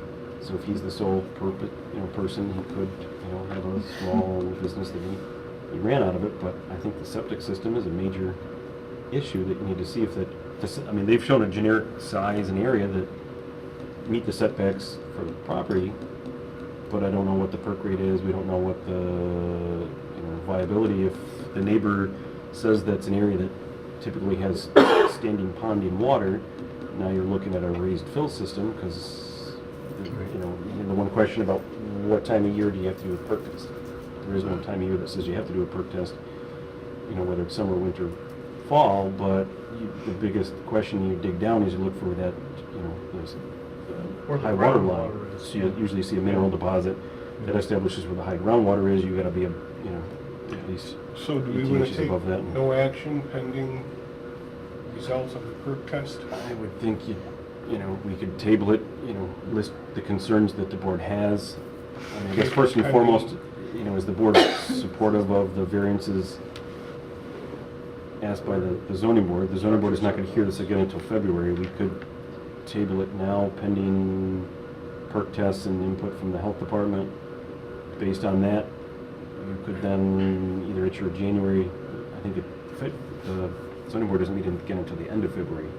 So at your January work session and your February session, if they came back with perk rates and showed it could be buildable, you could then send a letter to the zoning board of support for the variances at that time. That sounds good. Yeah. Where's the other guy's house that came in? He's back behind. Show the arrow. Yeah, way up. Way up though, right? Yeah. Yeah. Because I was out there the other day. I don't That's still his yard, so he says you're. What do you mean by that? Yeah. I think if they were going to give it to him, he would have taken it, but obviously this gentleman paid an amount for it, or paid a sum for it, and he put some money into it, so. It's a tough situation, but unfortunately he bought the property before he came to the town and found out what he could do with it. He thought he could just fix up the barn and run his Use it as storage. concrete business out of it and Right, use and it as then, storage. he's looking down the street at You got Piccolo's you look next at door, that and you say, oh, I mean, if you're the average Joe, you're gonna think that. I'm allowed to do it. It's a unique situation. the other thing we have with this lot is there is a historic home across the street. So this is considered a type 1 action because of the historic home across the street. We've sent out lead agency letters already. The lead agency date ends today. So ultimately this board by default is the lead agency on this application. So we need to go through and see if there's any significance that this new home would have any impact on the historic home across the street. Yeah, there it is. Daniel Penfield. You live there? No. Who lives there? Bob Knauer. He slept there. I'm not sure what the historical... Couch? No, Couch is down with the water Couches, tower. But there were a number of houses that were. Down that Yeah. The Romeo guy said that This it is- wasn't historic because of the structure, it was historic because of who lived there. Yeah, I know it's on the National Registry. So it's on both the state and national historic registry. I don't know why. I guess I can look up further and talk to our historic board, see why it is. Station in Palmyra, Winston Churchill's grandmother's. Obviously, Look around the other side. he's I got to wanna get a see the barn. state DOT curb cut, so Oh, no, on the he's other- got to deal on with the the- state for a curb cut out there. We'd have to look at drainage issues, drainage concerns of the neighbor, and how he's going to mitigate his Oh, there it is. Sorry. stormwater. Ah. That's the existing barn that's on the property today. Okay. It's actually, I believe, either right up against the right of way, or I think even a foot into the right of way. Close, isn't it? That looks historic. Didn't look that close when I was out there the other day. In his application, though, the letter of intent, he called it an ancient barn. It's all overgrown though. So I guess It's struggling, let's say that, it's struggling. It's seen better days. So his application would take that down and then put the septic system in that general area over there. The rest of it, it's kind of scrub property, so. And he's got there's a lot of issues with developing it.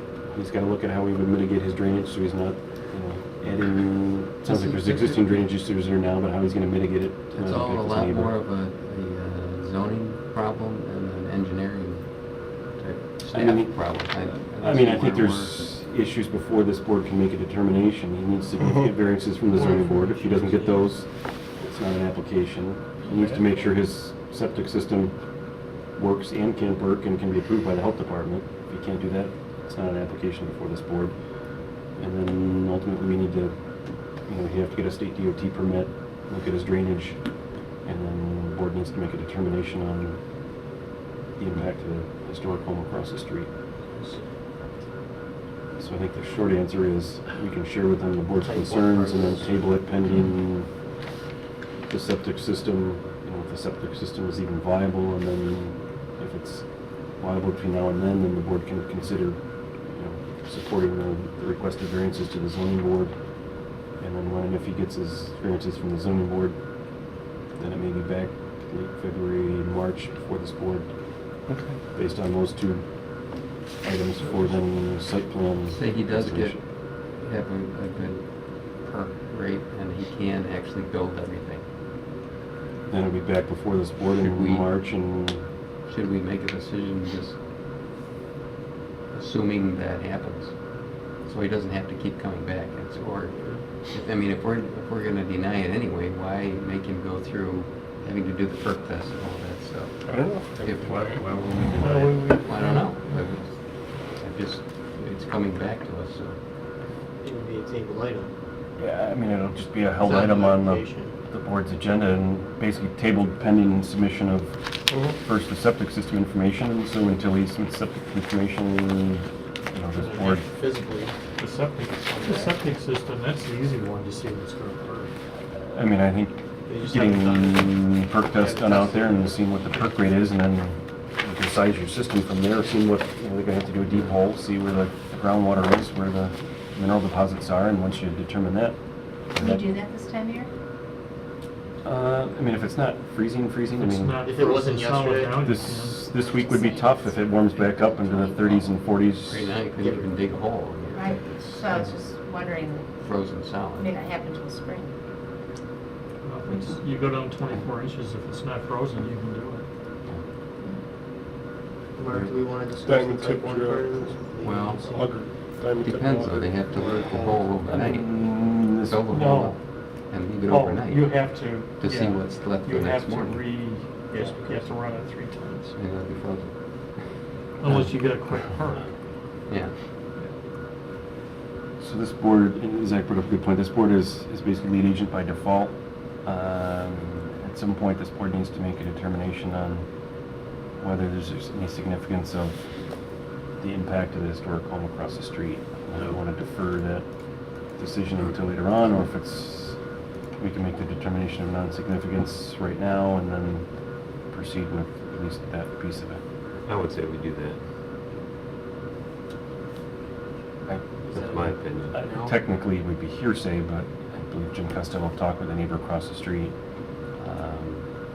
It's like a third hand, they said they would rather see something cleaned up and developed than the existing barn now. It's got to look better than it looks now. I didn't speak to that homeowner, I'm hearing it third hand, but that was the word that I heard, is that at least they thought cleaning up the property, getting the scrub stuff off there, the barn is in quite disrepair, that something would be better than what's there now.